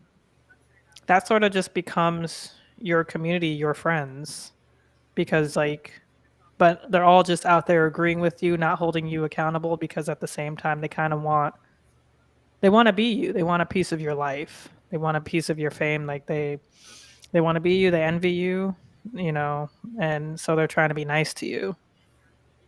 It's sort of like the same case, and that's honestly like the young brats of back in the day. A lot of them wanted.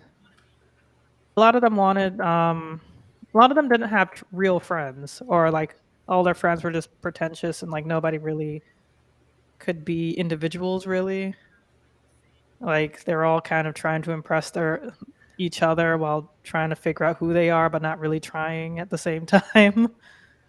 And but I did want to get back to like um what did I want to say?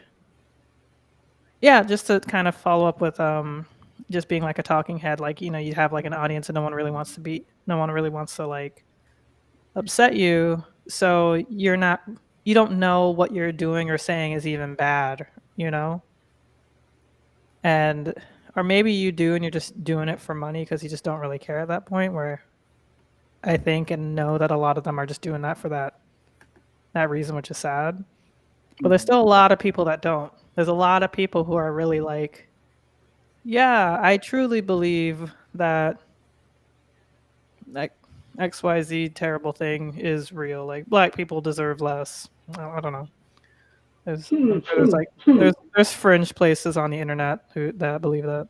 So and it's like they just go and talk about that, and that's just their whole thing, and that's just all they do in life. And if everybody there is also like, yeah, I believe that too, or like there are also some people who are what they call edge lords, who are trying to just be like edgy and pretending like, oh yeah, I could just say the N word on the internet and I'm cool, and like, and no one's gonna say anything to me and all that. So, and they're not really helping or harming. Well, they're harming, but they're not really helping anything. But they're just, I don't know, being stupid edgelord teenagers. But they still have the same exact level of voice that us 20, 30, and 40-year-olds have on the internet, which is very sad and annoying. Um, but yeah, it definitely just seems like priorities are getting skewed because at the end of the day, everybody wants and needs money, and what always happens is that we always move our attention to what is making money because we also want to. So, I mean, it's a sad and unfortunate truth, but it is. True. True. True. And even then, when you were talking, I was just thinking about how a lot of times, me personally, I really do stay away from social media. And even then, it's not necessarily because I get too consumed in it. No, it's just the fact that a lot of people are just talking out the side of their necks, and nobody really is challenging their thoughts. Nobody's really challenging their way of thinking. And even then, a lot of times, a lot of people don't challenge it because they don't feel like being harassed. And I'm like, why in the world should I view a tweet or watch this video and care, because you're not necessarily going to change, because you're going to continue to do so, because again, it enables you to continue to put out content when Mm-hmm. at the end of the day the only thing you're really doing is getting the paycheck at the end. Right. If your rev if your pocketbook is lined up of how many people not only react, not only watch, not only retweet or reshare, whatever the case may be, in order for you to get paid, then that's what you're going to do. And even if the content itself is just trash, it doesn't matter, because at the end of the day, you're getting a paycheck. It's like, why get involved in this? This is stupid. Mm-hmm. Yeah, but Nope. like kind of like what was said by Chad, and I'm glad he mentioned this because I did want to like say that where rich people are increasingly vulnerable to accountability isolation. Hmm. Um, yeah, like what ends up happening, especially with like a lot of these billionaires, is that they only have people that are yes men in their crowd and like in their group. So like of course they think what they're thinking is good, is okay. Like, Right. you know, because like there's no one saying no to putting microchips into monkeys' brains and killing them. That's crazy, but I get it. Yeah, you know. For anyone who doesn't know, like Elon Musk is his company is like doing that. Oh. Yeah. That's crazy. And Peter's not involved? Okay. Yeah, Okay. this does sound. This is something I heard from like a year. It was either last year or it was probably sometime last year, or maybe even early. Because yeah, I think people were talking. They were looking at his history. So I mean, he's a very prolific person, but I think certain things were unearthed about like. I mean, it's more recent, but they were like, hey, let's put attention on the fact that all these animals are dying. Oh my god, X, I can't. Like I thought that was like okay, maybe this isn't actually happening yet, or maybe it's just like a random thing we're just gonna spout off. Just yeah, why not just say things because we just like to say things, and you know this isn't gonna actually be a policy, but I just like to talk. You know, funding secured. I was like, okay, Elon. Like I didn't think that he wasn't gonna turn into X, but I thought this was gonna be like, all right, it's just some idea way down the line. I mean, he said some ideas, other ideas for Twitter that he thought might be interesting. Well, he is leaving technically as CEO, so he really did decide that he would leave when that pool said that he would. But still, I was like, oh my god, they actually. I mean, I don't really use Twitter seriously that much. When I do, I got on the bad rabbit hole, so I think it still shows the Bluebird. Let me see. Yep, it's still the Bluebird. New controls for your direct messages inbox now. How do I stop? Okay, I should not have looked at this. HBCU confessions. Let's not do this. Yeah,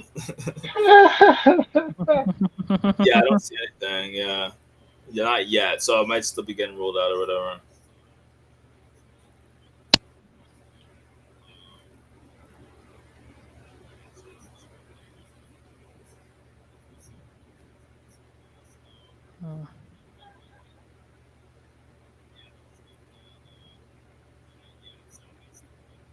True. Yeah, I'm actually like trying to write out the response that I had for all extreme detailing. He asked like how would our perception of life change if we woke up with $100 million like in our accounts? Me personally, like I would definitely have like a more positive aspect because I'll just have less stresses. Like my first thing would be to like pay off and purchase, or like me and my like siblings, my mom's like houses and homes, you know, just like make sure everybody's like that got that paid off, pay off like student loan debt, of course. Hopefully student loan debt for like my siblings too, if they have any. And I guess assess how much I have left after that. And I don't know. I think about it quite often. Like I feel like I would still kind of just live like a very simple life. I'd love to live somewhere that doesn't have an HOA. You know, like come on, talk to him, L. yeah, I really truly don't think, but like then again, I don't know. Like money changes people, and I am a person, so like I can't deny that. Like I'm sure something would happen. I do feel like I just get like way too generous. I just make sure that like just in terms of finances, like everyone's like me and my siblings' debts are like paid off, and like you know we have like homes, Right. you know, so we'd just be paying like you know like property taxes and insurance.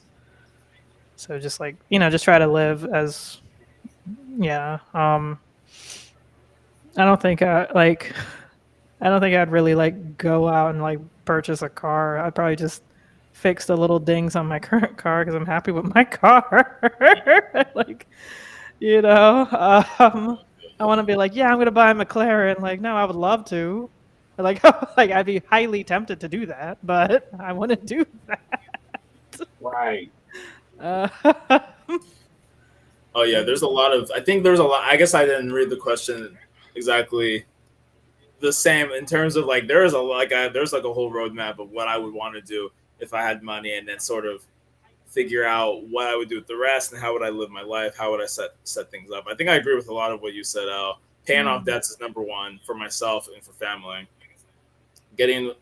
Owning a home, or even like, trying to make sure because my family mostly lives at home. I mean, literally now I'm living in the apartment my brother's been renting for like 5 years, and then my oldest siblings, my sisters, live with my parents. So it's like 4 of them in one house, 2 of us, and then my parents own that house. I actually never really talked to my parents about mortgage and stuff, but I went home a few weeks ago when I saw Spider-Verse, and watched with my siblings, and then I was home. It was a very brief turnaround. I also went to update them on some life stuff, and they wanted to catch up with me. But before we did catch up the next morning, I did actually ask my dad about rent, because I never knew how much he actually paid for rent. Because when we moved from one part of Maryland, Salisbury, Maryland, to the town I guess they currently live, to Waldorf, it was a different house. But when we moved to that first house, they were renting it, and so they didn't sell, because this was 2006. So it was before the crash, but I feel like there was still economic hardship. So, well, they stayed still. So my dad and my oldest sister, because she was a senior in high school, so she stayed, and my dad had a job as a professor, so he stayed. So effectively, our family was like split for a year. This was in 2006 to 2007. The 2 of them were there, and then me, my brother, and my other sister, the one who's like the middle older sister, we were living with her mom because she had gotten a job here. That's actually why we moved over here. She got a high school teaching job. So every weekend they would either come to us. Usually they would come to us, but occasionally we would come down. We would go down there. But that house, we were renting it. And so then they sold. They didn't even sell the house though in Salisbury. I think they may actually still have it. But for some time, basically, it was just paying the mortgage there, paying rent here. Then a few years later, we moved to the house where they currently live. That was like 2009. Where now that house they own. But it was interesting asking my dad a few weeks ago. I was like, "How much did you actually pay for rent?" And then he was telling me, "Yeah, it was X amount." And I was like, "Wow, that is like really good." Thinking that you got this house, renting it, it was good enough for 6 of us. I mean, even though it was split, where only 4 of us were living at first. The next year, my oldest sister and my dad moved into the house. So it's not like the house was meant for 4 people. Like it was a house that 6 of us could have lived in, even though it wasn't the biggest house. But the point is, like, I was interested in like asking some of these questions, like, oh, how much did you actually pay for this? There's still the other house in Salisbury.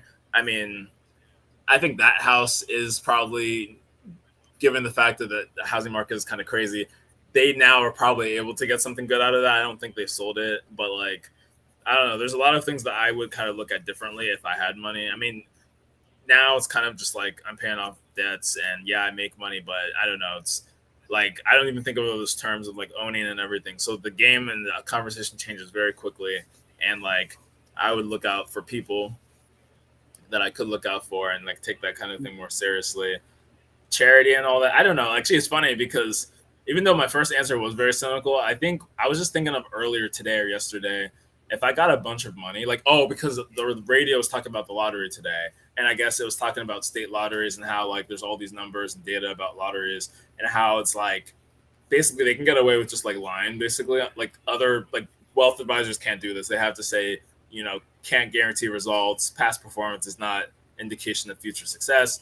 Even like there's certain other things like old school, I think radio, like sweepstakes and giveaways had to also very clearly say, you may not get this thing. Nope, lottery doesn't matter. State governments, the literal government, they can just go ahead and just lie to people and tell you that you're going to get rich and all this other stuff, and how it's predatory or how like is very regressive, because apparently like we're all paying into the lottery, and one state like will actually give a scholarship, merit scholarship, but they're saying how that ends up being mostly for like white suburban kids. And I mean, anyone can get a merit scholarship, but I think just by the numbers, the people who most likely would get it, we're not coming from a lot of Black and brown communities or even poor like Asian communities. So it was very interesting. Like, and I didn't get to hear the whole piece because I was driving to work. But what I thought of was, man, if I won the lottery, yeah, I would pay off all my debts, and then I would have to like, I don't know, start a basic income trial. I mean, I don't know if literally. I would be like, hey, let's actually figure out how I can give to some reputable like organization, either maybe in a. It has to be a small enough town, or it could be even for like a college class. It could be for. It would have to be for some group where you could kind of measure the effect afterwards. And I'm like, yeah, this could be kind of interesting. Like, if it was enough money and you could actually like give enough or help fund something, I think that would actually be very interesting. Because that's basically how all these trials are. You need some private source of funding.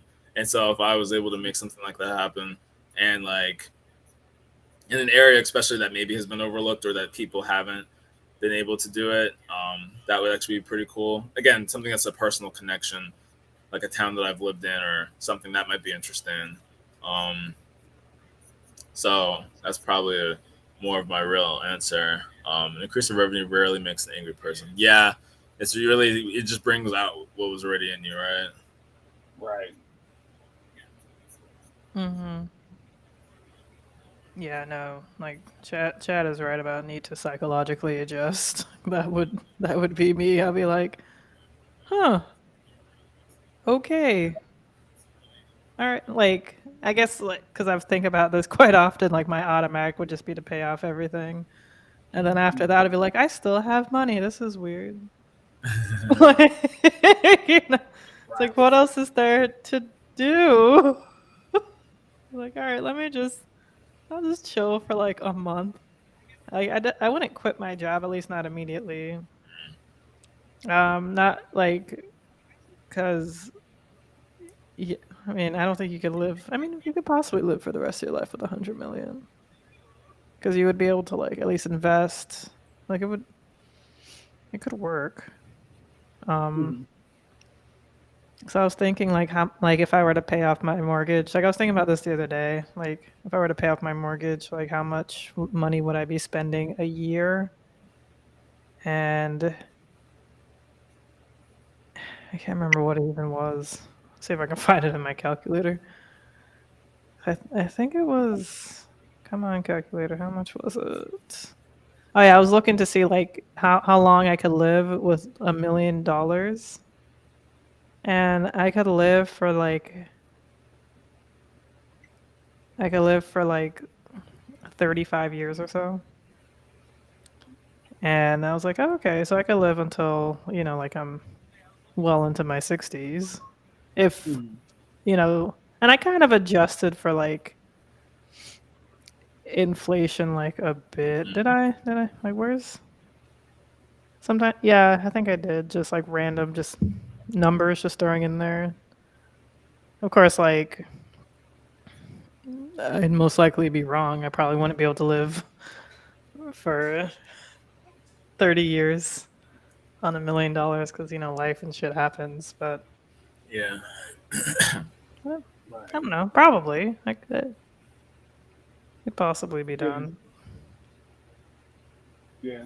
Even then, just to kind of circle back a little bit, because me and the missus be talking. Oh, you're like, Yeah, you're kind of low. I was gonna say you're very faded, like almost like the mic was muffled or the mic was like far out. But go ahead again. How about now? Oh yeah, you're That's better. Okay.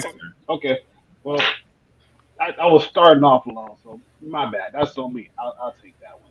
But no, a lot of times me and the missus were like, man, like what would we do with like $500,000?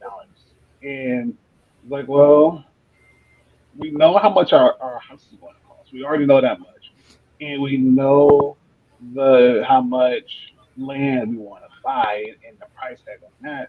So you figure in the cost of the house and the cost of the land. We own both of those. You know, we're good because after that we really don't have to pay anything else. And so I think she was like, "Hey, what would you do with like $10 million?" Like $10 million, okay. Don't owe a whole lot as far as debt goes. The majority of it is student loans, and so so between the both of us, if we look at our student loans together, it's like what $100,000. So knock that off the ballpark. And then also you take in all the other like miscellaneous loans, credit cards, whatever, pay those off. Okay, cool, great. That knocks that out. And it's like, okay, for me, because I really like my car, I would pretty much like actually put in the work to soup it up, put in a Camaro Z01 engine, get a different muffler, get a new paint job, go ahead and get the shocks and the struts more so to performance grade and whatnot. So it just looks nice and feels nice. And probably reupholster the inside of my car. Just do that because I already have my dream car and I wanted to make it last. And even in that too, like yeah, but then again, I might get, Cadillac CTS V6 or I might get another Pontiac car. I don't know. But whatever, I'm happy with the car that I got. And so that land, house, and so we figure by the time we pay all of that and everything else, we will still have like a good what 5, 6, 7 million. So like, okay, well, get the kids college funds going. Make sure each kid gets like a half a mil apiece. They can't touch it until after they actually graduate college. Or if they want to use some of it to pay for college, okay, cool, great, but the rest you cannot touch until you actually graduate. Once you graduate, you do whatever you want to do with whatever you want to do. And so, and then we just kind of looked around like, okay, so we will still have a good chunk of change left. So like, okay, what else could we do with the rest? Because it's not like we want or need anything because we got what we wanted. Even then she's like, well, yeah, I wanted to get a car. She was looking at getting the 2022, 2023 Dodge Durango, everything. I was like, okay, cool, pay that off in cash, whatever. The thing is like, but then again, I want to get a G6. I'm like, cool, you get you a G6 and you soup it up to the point however you like it and go from there. And so we would still have like a good 2, 3 million left over. So we're just like, yeah, we probably could just like live off the rest because again, because we paid off the house, they had a bill, we paid off for the land. The only thing that worry about is like taxes and everything else. You know, we really wasn't needing anything else. Probably do like a lot of charity funds and do like a scholarship program, do something to give back to the community because it's needed. And it's like, yeah, that's pretty much about it. So $100 million, yeah, probably the same way. But that aspect of how what people treat you differently.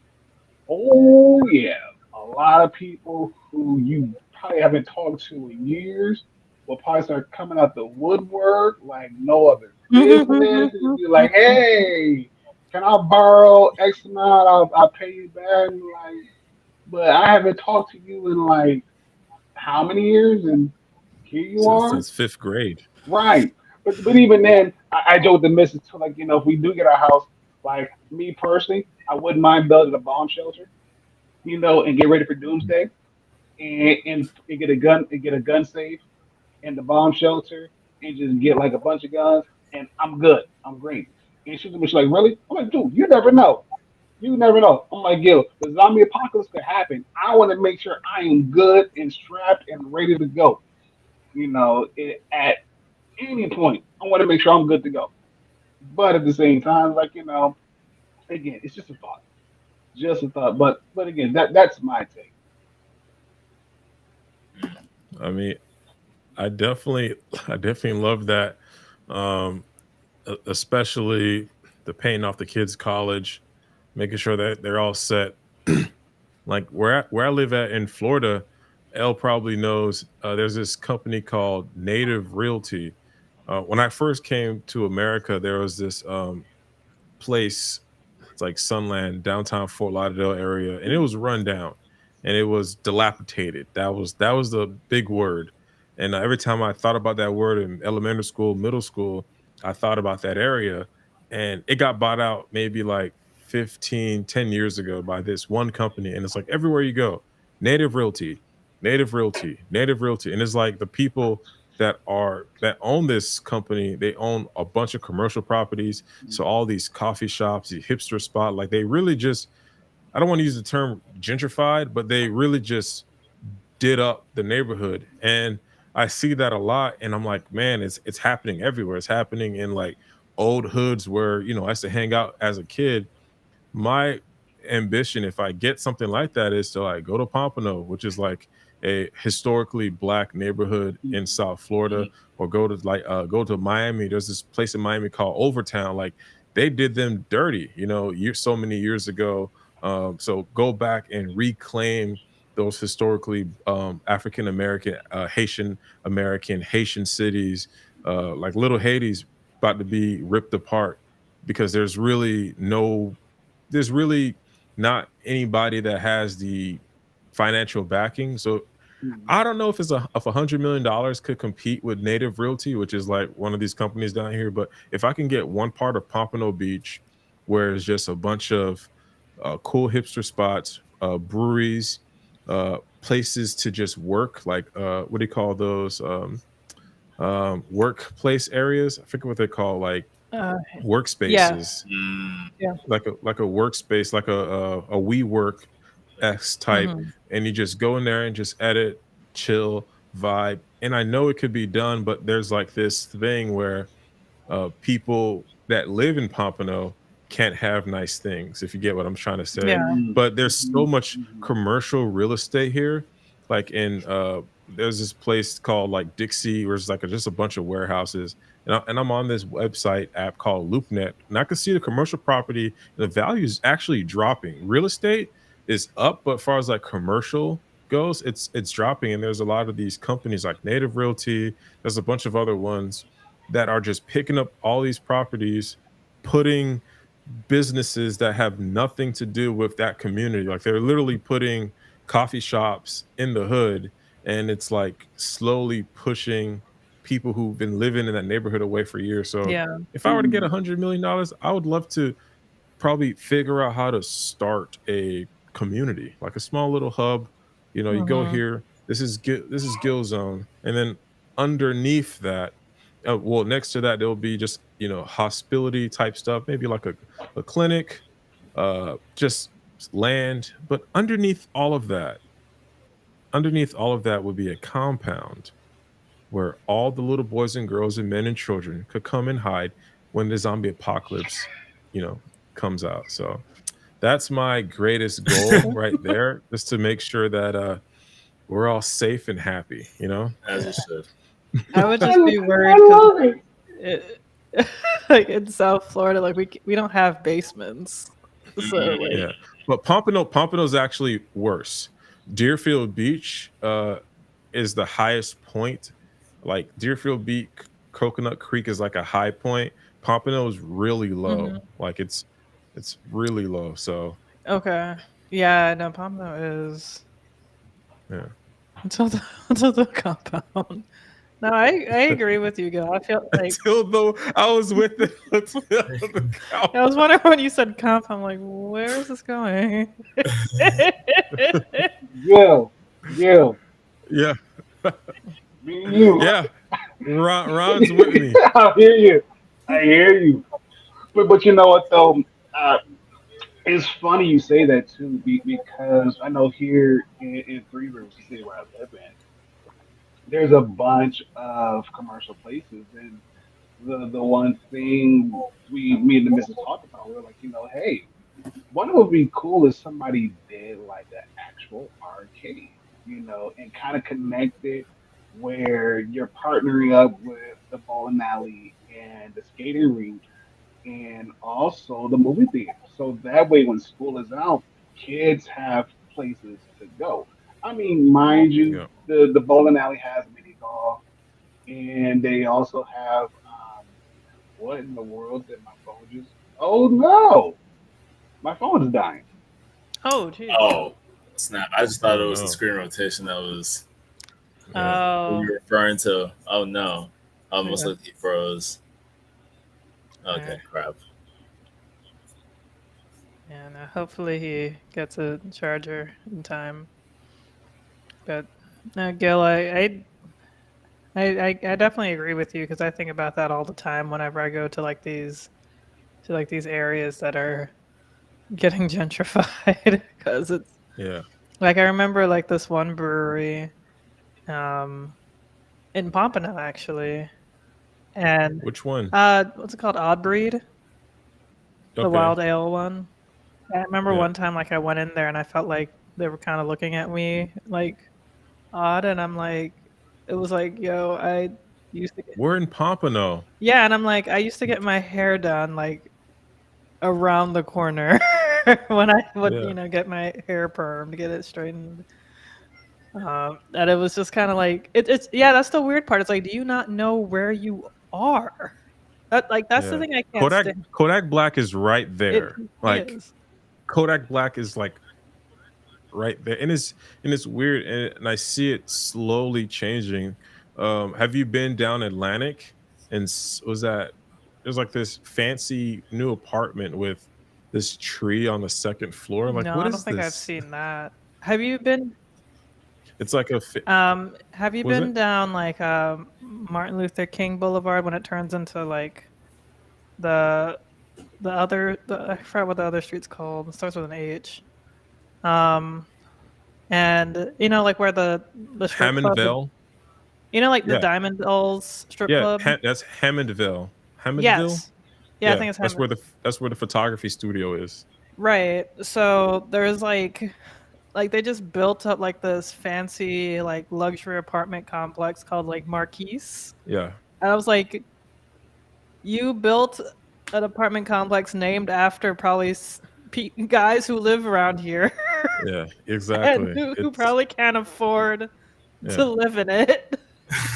The funny thing is, down that street, there's this apartment building, and in 2000 and like maybe like 10, I was getting my second apartment, and I couldn't move in there because it's low income, and I was looking for that apartment for a friend recently, and it's still low income. Like you have to make like the lowest amount of money possible, and then that's just a light down. So you're telling me they're building a luxury apartment a block away from like a low income living space. Also, Kodak Black lives down the street from there. Like he grew up in that neighborhood. I Like know. it's so crazy. And that's the thing where I feel like if you have access, if you have a specific type of income, you can quite literally derail all of this because this is just a cash grab. Like they uh influx the market some way somehow, got the property value low, bought these buildings for like next to nothing, probably didn't even pay for it, probably got it on credit, and build these places to move people out. And it's like a tactic that's been done over and over again. And the only way to like, to toss that aside is to be a disruptor. And Of there's course. literally no other way because you probably won't get approved from a bank because they're all in bed together. Mm. Yeah. You'd probably have to do it on your own. Like one of the reasons So why like that's what I mean. Like I don't know about you, El, but like one of the what are you saying? reasons why this is happening is also because of like the laws being implemented because a lot of people don't vote.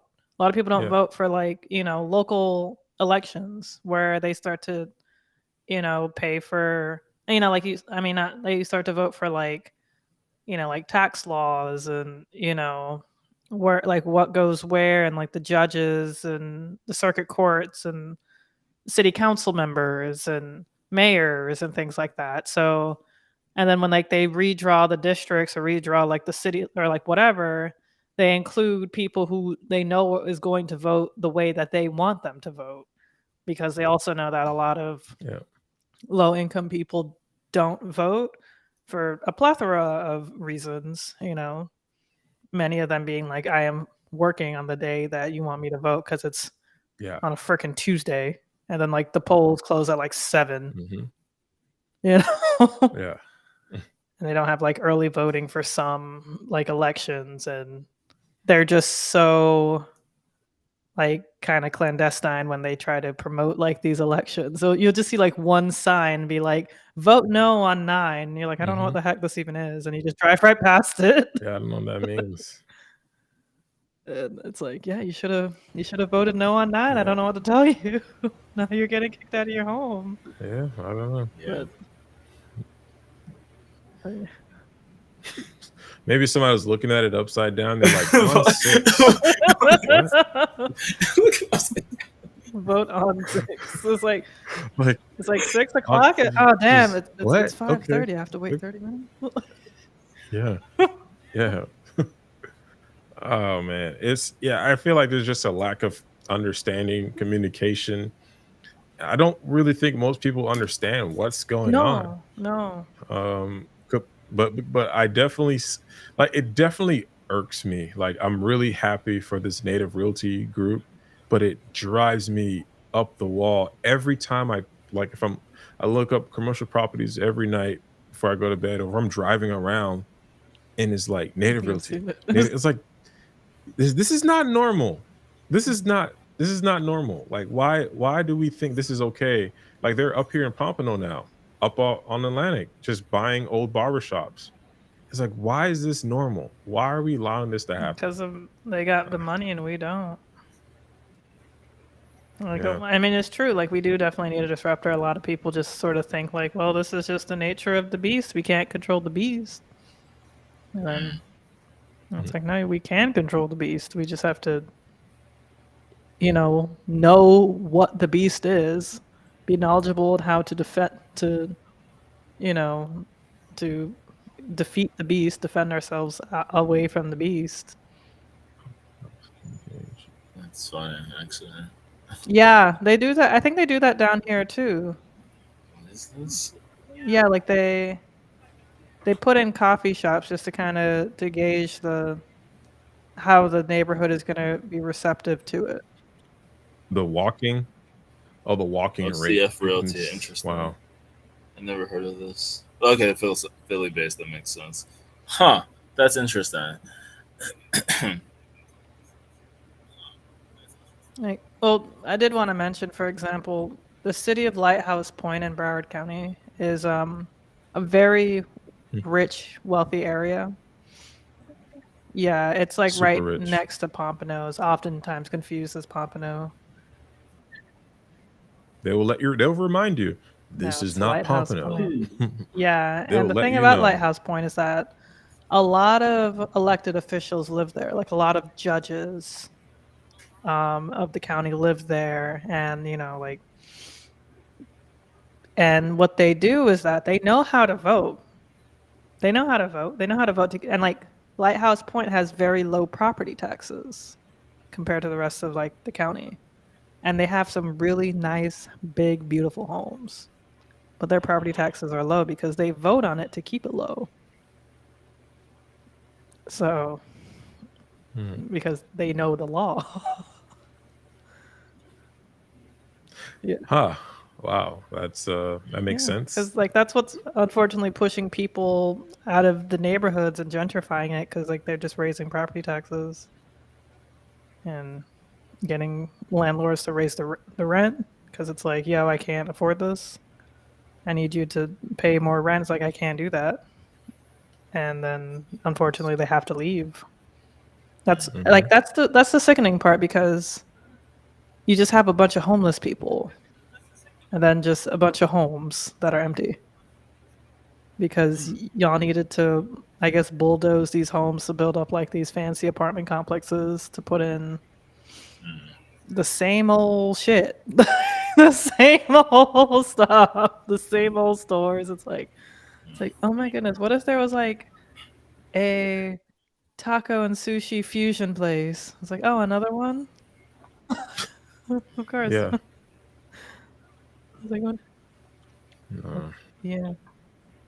I really like one thing that I'm seeing that's missing is like places for people to learn, hang out, and just vibe. Like downtown, like Fort Lauderdale area, there's a lot of bars and hipster spots, but after late night is just food, and the only entertainment or hangout is just online. You just go on social media.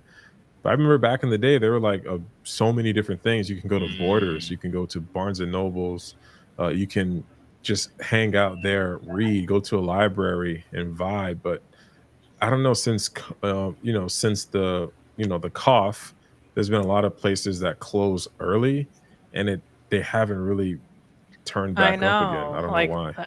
that crap is so annoying. Like a place like LA Fitness, for example, still closes at 10 instead of 11. At least the one near me. Mm. Yeah, that's the reason why I changed gyms. There's this gym called EOS Fitness. It's 24 hours, but the youth fit that I used to go to was also 24 hours. Just this one specific location was 24 hours, and I Hmm. would drive there. But I don't know. It just stopped being 24 hours when everything closed early now, and I would email the managers and like, when are you guys going to turn this back to 24 hours? Or we're not. Because they're Like, making the same amount of okay, money. well, yeah, exactly. Yeah. Yeah, I guess it's all about the bottom line. It it is. Like Unfortunately. they're still making the same amount of money, but the workers don't have to work as long, so they're saving money that way too. And they're just like, well, find another UFit that's 24 hours. I don't know what else to tell you, kind of thing. Yeah, yeah, Mm-mm-mm. Mhm. oh yeah. But, Yeah, I no, think I we was just did it, looking at the y'all. time, and time flew. Yeah, Yeah, no, I yeah. was just looking at the time. Yeah. I think there's, yeah, I definitely know it's getting to that time 100%. I think there was something that you said though that made me think of something. That's okay. If I remember it, I'll post it. Um, Man, yeah. Oh, I think it was about the late night spots, like even malls. What uh, Um, that'd have been hilarious. You froze. I oh, But I oh, don't think you froze. I think you were just very like still.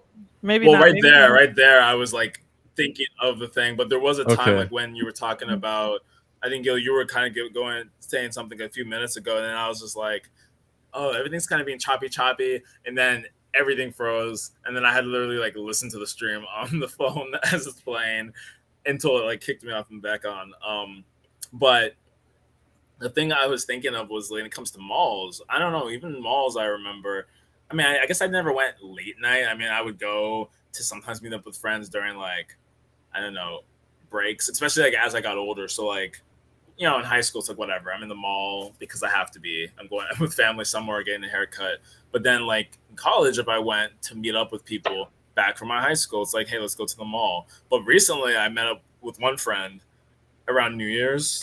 I think literally it was New Year's Day or the day after New Year. I think the day after New Year because New Year's was on a Sunday and the day after New Year's was a holiday.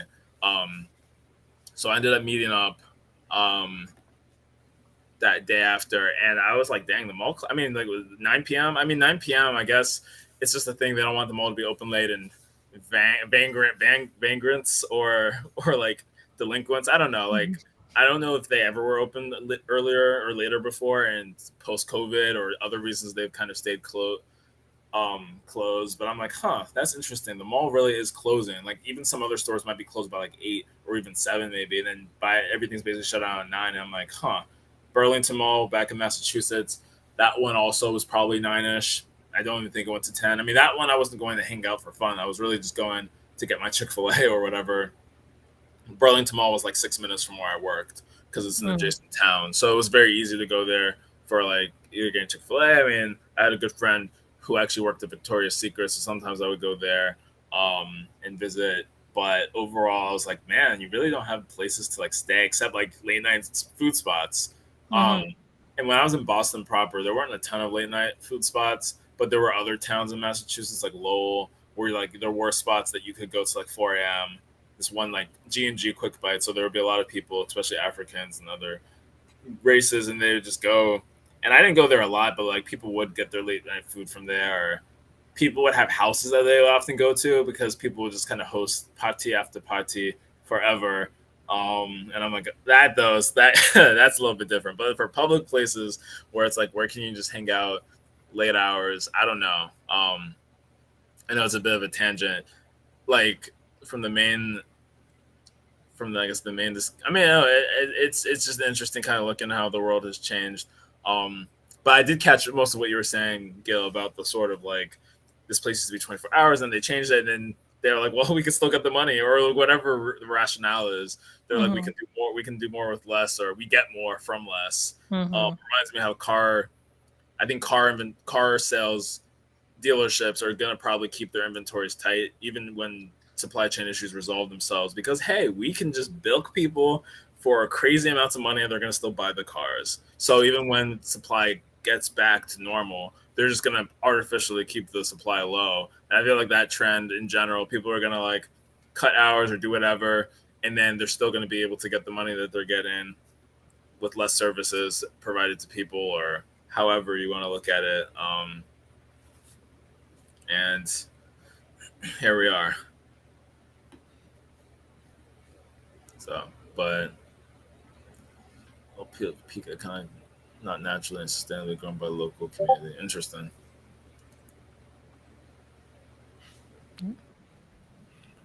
Oh, Madness wants you to shout out your mic arm, L. Oh, I thought he was saying like shout out to your like that's a nice arm. Oh, my bad. It's an Elgato. I think it's called like an Elgato Wave, like arm. Let me actually see what it's called. Is it the No, low it's not the pro? low profile. It's the high profile. Which I wanted the low profile, but the high profile was cheaper. I might get the low profile Okay. eventually. Yeah, I might do that. Where are you? Yeah, Elgato Wave mic arm. But yeah, I love a low profile too. But yeah, that's Like right now, I have the Blue Compass. I just have it low. It's pretty interesting. I just have it like tilt down. oh But yeah, it Yeah. works. It's the worst. It looks so pretty, but it's the worst. The hinges never hinge. It just looks great on camera. That's the only thing about this mic arm. It just Wow. looks good on But camera. it's not actually. That's it. It's not good. I've owned, no lie, 6 of them. I've owned 8. I've owned 8. They always break no matter what you do. And they never really keep the mic in one particular place. It just sucks. It's horrible, but they look great on camera. That's the only thing. It's like a Kardashian. So, Wow. Yo, shots. no, but yeah, this is a great arm. And yeah, I don't know. I much prefer the Elgato low profile arm because it's sturdy and it's low. But for me, for right now, I'll stick with this one until I upgrade. Yeah. But like Elgato does make just like great things, and you never know. There might be a reason for me to have a high rise, high rise mic arm. But I definitely do want a low profile one. But Toby, to your point about places being open late, I really feel like there is a change coming. Hopefully things could get back to that because people want to spend more money. And I feel like it's coming, especially with movie theaters. I remember back in the day, there were theaters that would like have showings up until midnight, and you'd be leaving the theater around 2, 3 in the morning. But it's not Right. really like that anymore. But I feel like things are probably getting back to that, hopefully. But not with the writer's strike, but hopefully after. That's interesting. Right. I have to look up late theater, like because the showing that me and my siblings saw. I mean, it was late, like because it was 9:25 or was it 9:35? So by the time That's early. sorry, say it again. I The said thing that's, is that early, is like but, it's still you know, not like late. And of course, it didn't start like it's not like it started at midnight. But the fact that we got out of the theater and I'm like, wow, it is actually close to midnight because it was Spider-Verse, and I mean, there was a lot going on in Spider-Verse. So I think by the time the movie ended, it had to have been if not close to midnight, a little, if not after midnight, very close. And so I was like, wow, we're leaving the theater at this time, because I'm thinking like I don't see showings, but I think I actually have seen 11 something. I think in the university when we had those on campus movies, the last showing was probably pretty late because they basically would show the same movie like 3 times in a row, and sometimes I was so bad I didn't make any of the 3 showings, and I was trying to, and so the last showing might have gone. It might have been 11 something. So by the time it ends, it might have been 1. I don't know, but I'm thinking like that would be kind of fun. Like, hey, we're not gonna go hit the bar or the club, but I mean, basically, people will probably bootleg and bring something in. But like, let's go to a showing at like midnight. That would actually be super dope. And I know there's like some like very popular, like some very like maybe there was some late night showings for some very popular movie releases, right? That could happen, but I don't even remember. That might have been like 10 years ago when I used to hear about things like that happening. I remember they used to do that. Like it would bleed into like if it's Friday night, midnight, that movie you can watch it that midnight. Yeah. I remember I doing remember that. something like that in the early 2010s. I used to hear about that. I think maybe late 2000s. That's interesting. Like, sorry if this is what you were talking about, but like if the premiere was on a Friday, but you can watch it like Thursday night at midnight. Yeah. Yeah, I remember that. I don't think I've ever went to a midnight showing of a movie, but I remember like like that would be a thing, you know? Like I remember I was looking for show times for Barbie, and I don't even think I saw any that were for midnight, which I thought was very weird. Maybe for some theaters, maybe like in downtown Miami or something like that, or like a really nice theater. But, You bring up a good point, L, because I know. Let's see, might have been. It was actually the same year I got my car, or the year after. Me and the missus, we went to Chicago, and we went to a movie theater where they brought you your food in the movie theater. I think I forgot what movie we went to go see, but I think we didn't get out there. I think we didn't leave until close to like 1, 2 o'clock in the morning. And I want to say that was during COVID or like a little bit after COVID. But yeah, you're right. There was like select movies that were open. Movie theaters are open like around about like 10, 11 at night. And we're like, yeah, let's go watch a movie and blah, blah, blah. And so we did that. But, I think more recently, especially here in Michigan, I think the latest movie we saw was Creed 3. And I think that one was like 9:30, 10 o'clock.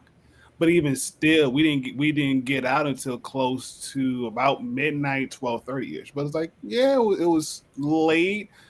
But for me and her, it's like it's still early in the day where we could still do whatever, and not necessarily,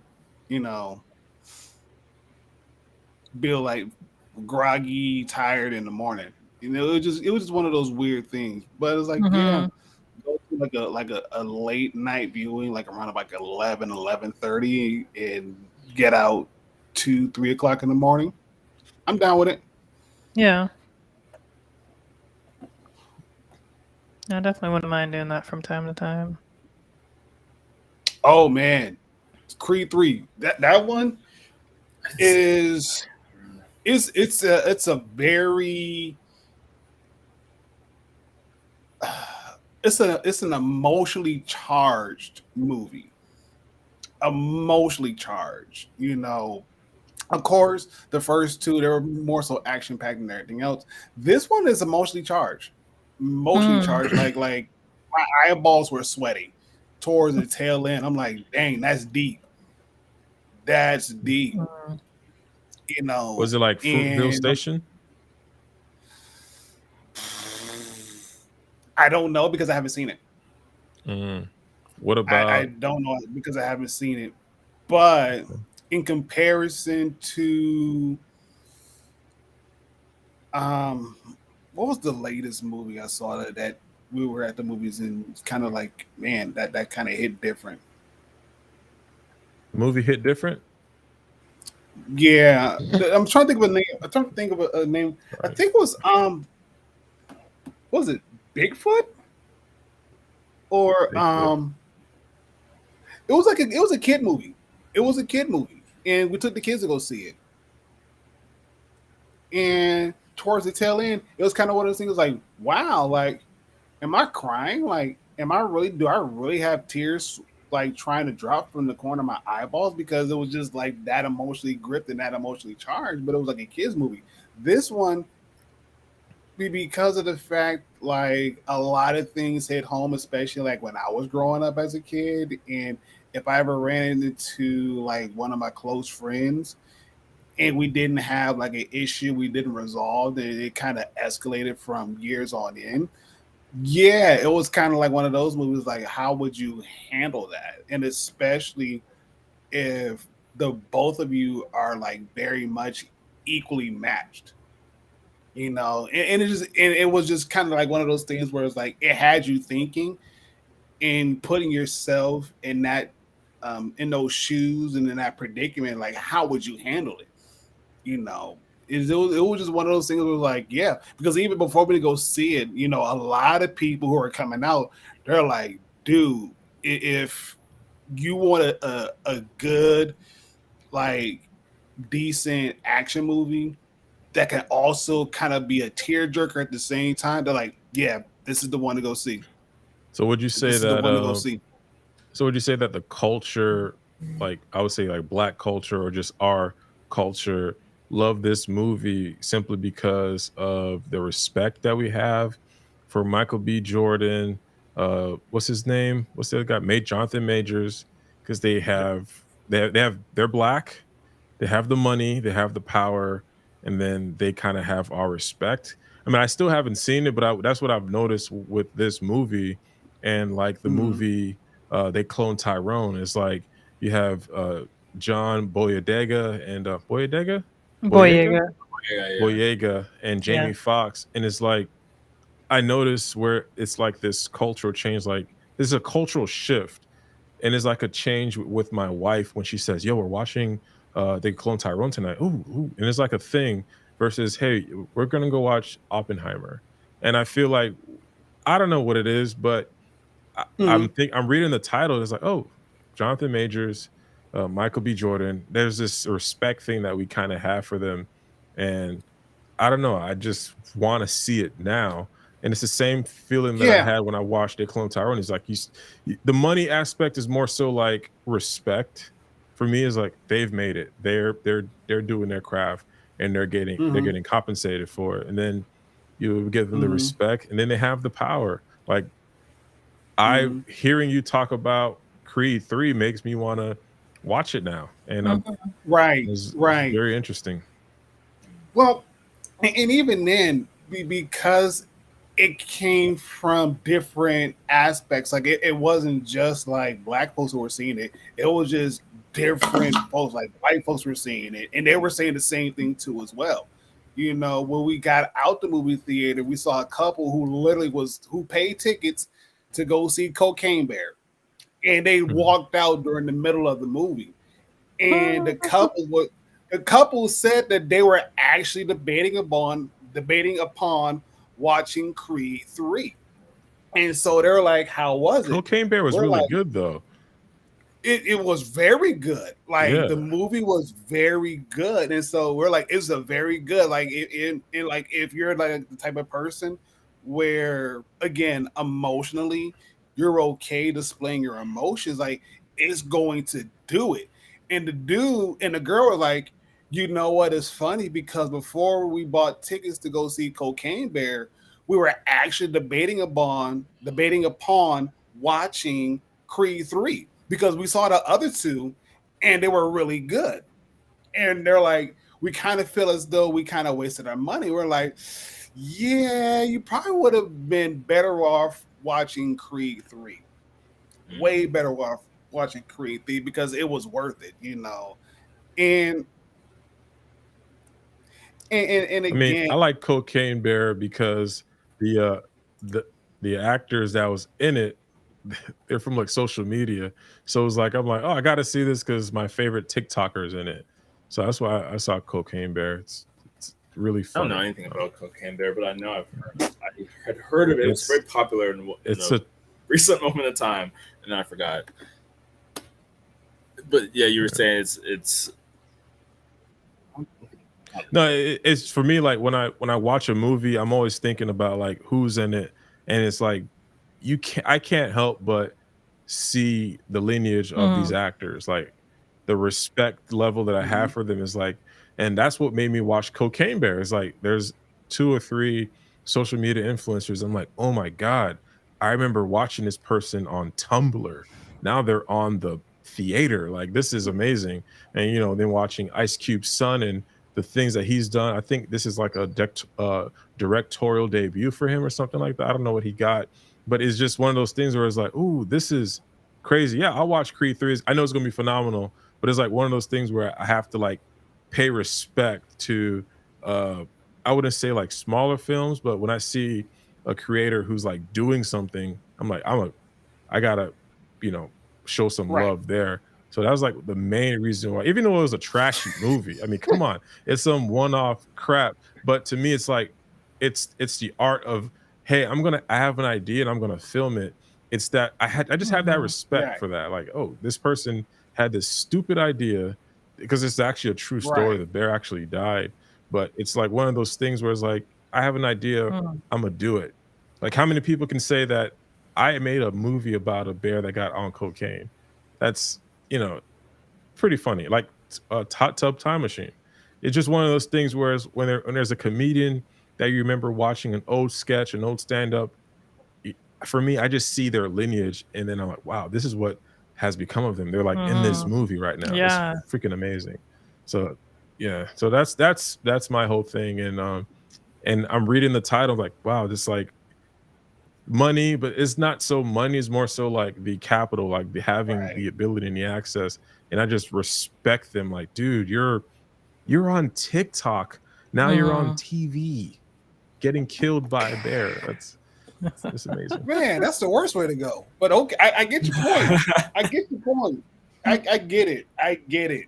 I do. I Yeah. get the point because again, you got to start off somewhere in order for you to get somewhere. And a lot of Yeah. times, a lot of the low budget films that we kind of like brush off and not necessarily think about actually gets people their start. And so when you kind of look back on like Mhm. oh well how did they get their start and what did they do? You kind of go back to those underrated films and you kind of watch it like, oh, okay, I can see why they took that road. They got it to get their feet wet, or they got it for the experience, they got it for the exposure. Probably wasn't, the film they had in mind or the TV show they had in mind, but it was something for them to get going. Like, got you. Yeah. Like it is awesome to see that. Especially like if you watch like for example, like Donald Glover for me, I remember when he was on Derek Comedy on YouTube. yes, yes. I Mhm. don't know if that's exactly where he started, but that's like when I first saw him, and then Derek Comedy, I guess, got bought out by College Humor or something. Oh, I assume, or they merged. I don't know.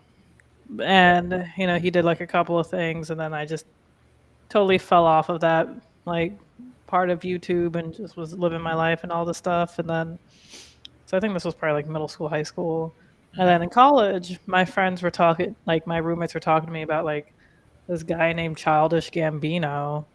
And like there's like this song, there's like this music video. Yeah. I was like, I never heard of this guy or whatever. And then they showed me the music video, and like the music video starts out, he's kind of far away in the background, and then he later comes to the front, and I'm like, that's Donald Glover. And I was like, I didn't know he was a rat. Like it was Yeah. so, like it's just awesome to like see that. Like there was also another Right. YouTuber, He has um, a the Wong Fu Productions. Like there was a video that I absolutely love that I still watch occasionally called "How to Be an Adult." It's like the video that actually inspired me to buy a simple human trash can. And one of the guys, the one who was becoming an adult, he's on the show Beef. Like he plays Yeah. like this young youth pastor guy. Mm-hmm. Who's like, I was like, yeah, Wow. I forgot all about this, but I remember him. It's amazing. yeah. Just I remember listening to Donald Glover's interview with Terry Gross on NPR. It's like a 2015, 2016 interview, and he talked about like his whole start. And you brought up the Derek comedy. He spoke about that and how he pretty much started doing music in 2008.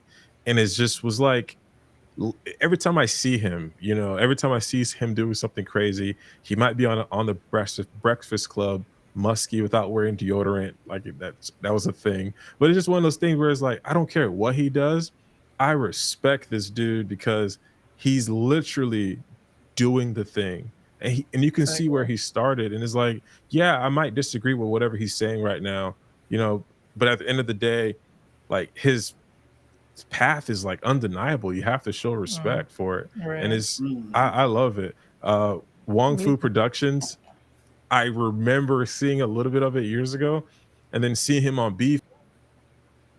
I'm like, where do I know this kid from? And I was like, oh my God, it's been such a long Yeah. time. And it's just like it's Mhm. undeniable. Like you guys will definitely see me on the movie screens later this year for a movie called Queen's King. And it's like those doing that and seeing that and watching celebrities and reading about other celebrities having their start, and it's just wow, you have to start Right. somewhere, and that's why it's just that respect thing and watching these celebrities go on strike, and it's like, yeah, of course Right, because they deserve it all. like they they've they been they there. Like Issa Rae especially. yeah. From Awkward Black Girl and where she is now.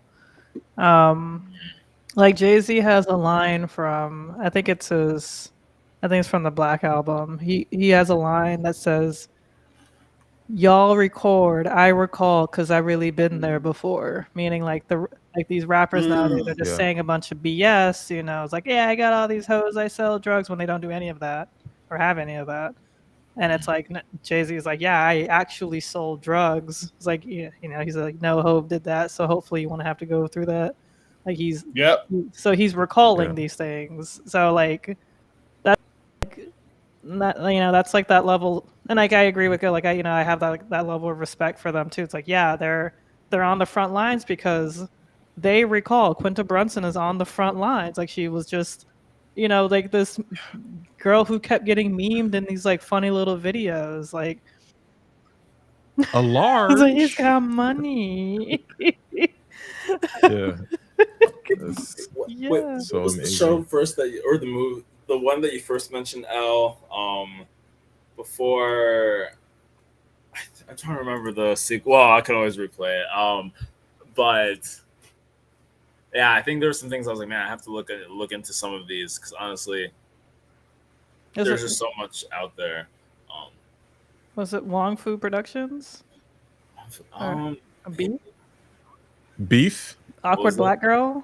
No. This was like I remember. I think it was Derek Comedy? no, because it was after you mentioned Derek Comedy, after you mentioned the Donald Glover, probably sometime shortly after that, and you mentioned like you had seen, and then I think there was another actor or movie completely that got brought up, but I think I lost the sequence of events, so I'm like I can't even pinpoint it very well. Gotta be Beef Beef, on you said? Netflix. Yeah, I do. I think Yeah. I remember that was one thing because I think you mentioned a thing, Gil. Either you were going off the same thing else said, or you mentioned a new one. But I do remember Beef. I was like, oh, these are all things I do not know. I've never even seen We're the Millers. Like I looked it up, and I'm like, oh, this seems dark comedy. Okay, I have to watch this immediately. I've also heard I Think You Should Leave is a pretty like funny but weird Netflix. Sorry, go ahead. Yeah. I'm not sure who the guy. I'm not sure if Donald Glover was in We're the Millers. No.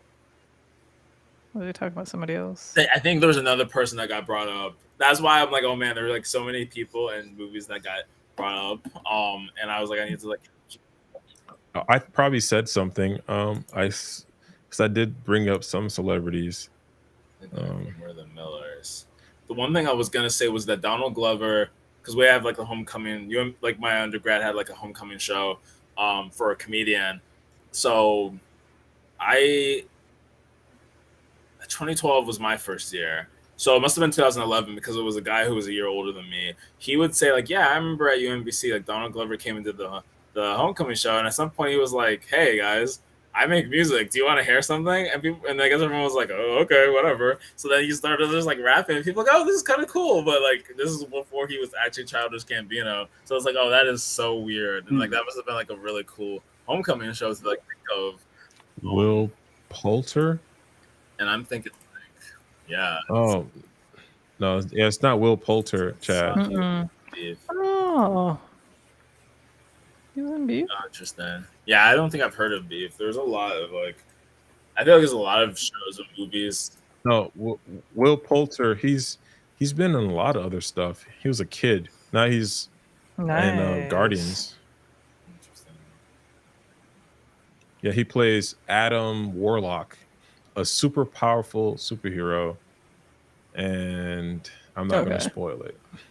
But if you saw the recent Guardians of the Galaxy, you know why my face is like this. Wait, so you're saying Will Poulter?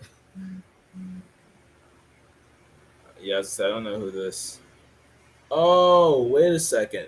That's wow. Okay, looking at the first picture of him, he does not look like a real human being. I know. He looks like he's really short hair. Like the other ones is like okay, but like yeah. No, and these are like recent photos. You should see like when he was a child. He looked like the kid from Bully. You ever played the game Bully back in the day? Wait a second. I was like, what? I know what you're talking about, the freckles and like kind of funky. Yeah. Oh man. Yeah, Guardians. Well, I saw Guardians 3 with my brother like a month, or I think it was probably a few weekends. One of the first few weekends I moved to Maryland, so it was like mid-May. Obviously, like people haven't seen it, we can't spoil. But I'm curious on what you are referring to. If it's a Guardian spoiler. No, it's just a comic book aspect of it all. It's like James Gunn did great. Like he's one of the best directors of all time for Marvel. But it's just a lot of times a director's point of view, like even in anime, when they adapt a certain manga volume into the anime, they might make certain changes to the dynamic of the story just to propel it for comedy's sake, or just to, you know what, this is just going to be a gag. I was like, what? You know, it's just one of those things. Like, if you remember X-Men, was it, I forget which X-Men it was, when they made Deadpool mouth like covered and his skin was different, and it's just like, do you not know who this is? You're just gonna like cover his mouth, and it's just one of those Wolverine thing. Yeah, it's just one of those director type choices. And for some reason, I didn't really like it. Shamik Moore is Miles Morales, and he came from a. Oh, so I heard some people talking about see him in Dope, because I didn't know that who actually Dope was Miles great. Morales actor Dope was. is actually Dope is one of the best movies that's underrated, just a classic, and is I don't know why it's literally on they clone Tyrone tier. It's like, to me, those black cult classic movies. It's really great. Have y'all seen They Clone Tyrone? No, not yet. I do plan on it. Yeah. They clone Tyrone? A good friend of mine. Go ahead. It's a Jamie Foxx latest movie. It's on Netflix. It has John Boyega, and I forget the young English woman's name. She plays who does she play in Marvel? Not Starfire, that's DC. But she's forget her name. Which actor or actress? Yeah, the actor, the actress, forget her name, but it's the three of them, and it's a great movie. It's definitely one of those movies that came out back in the 90s that had for black people, but it just so happened to come out in 2023. It's really good. I was not expecting it to be that great. Not because of the cast, but because nobody's talking about it. It's not something that people talk about on a podcast. I didn't really hear it on NPR. A lot of the movie podcasts I watch on YouTube didn't really discuss it. So I figured it was a dud. Mm-hmm. Yeah. I did watch it, but I don't know. Maybe like I meant to come back to it or something, or like maybe I was probably tired and like falling asleep. But I do remember like it was like a really cool movie, but I just don't really remember it too much. So I probably have to rewatch it. Mm. I did like the concept of Yeah, it. it's the soundtrack. Yeah, the concept was great. The soundtrack was great. Like really good. Erica Badu. Anytime I could hear Erica Badu, it's like it's going to be a great ride. Facts. So The one thing I was gonna say. Wait, so that thing you mentioned with Erica Badu, that's the same hey, Will. cloned. I want to make sure that was for the clone. Okay, Tyrone. Yeah, okay, gotcha. Oh wait, no, that's a movie.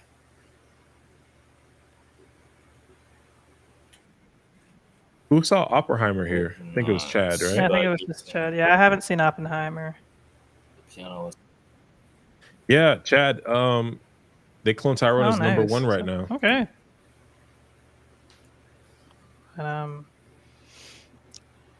Yeah. Also, the clone Tyrone is okay. Erica Badu. Yes, I see. but Oh snap! yeah, I think we're gonna have to wrap this up, unfortunately. I know, like it's always hard to come to an end, but it's like, yeah, Right. it's midnight. I unfortunately just got a second Yeah. one. I was hitting a wall when I sent. I don't know. That was 15 minutes ago. I was like, "Oh, my body is not doing well. I'm gonna give out." And now here I am. The second wind is winding, but we are going to wrap. But of course, this conversation doesn't have to end. You can join us in our Discord.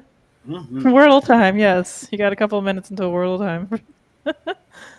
You gotta get those words, Oh, it's floating around in your brain. It's photon. But yeah, y'all. Yeah, full As time. always, it is absolutely fantastic Yes. being here with you all. Thank you all so much for joining us. Special thanks to Gil for Yeah. coming on. Yes. Yes, Like- yes. As always, never hesitate to ask any of us if you wanna come join us on a Tuesday to talk and hang out. You guys are all always welcome. Whoop, whoop. And yeah. Hey. Hey, Mish. Yes, be safe. Thank you so much. Thank you so much for stopping Yes, by. for Please sure, please sure. join us in the Discord. Yes. I do want to reiterate that we will be here next Tuesday, August 1st. However, we are going to be officially starting the every other Tuesday live stream. So we will be here August 1st and we will be here August 15th. And I think the last one is the 29th. 29th. And yeah, so please come back next week because we will be here. Yes. Yes. Yes, and we'll of course keep you posted as things come. Well, yeah. As always, we love y'all. We Love you guys. we appreciate y'all, but fortunately we got jobs and bills to pay, so we got to sleep. Yes. Yes. That's a factual fact. All right, everybody. All right. Good night. Yes. Good night. Thank you all. Farewell. Farewell. To Yeah. you, my I friend. just pitched the pitches. Good night. All right, y'all. yeah.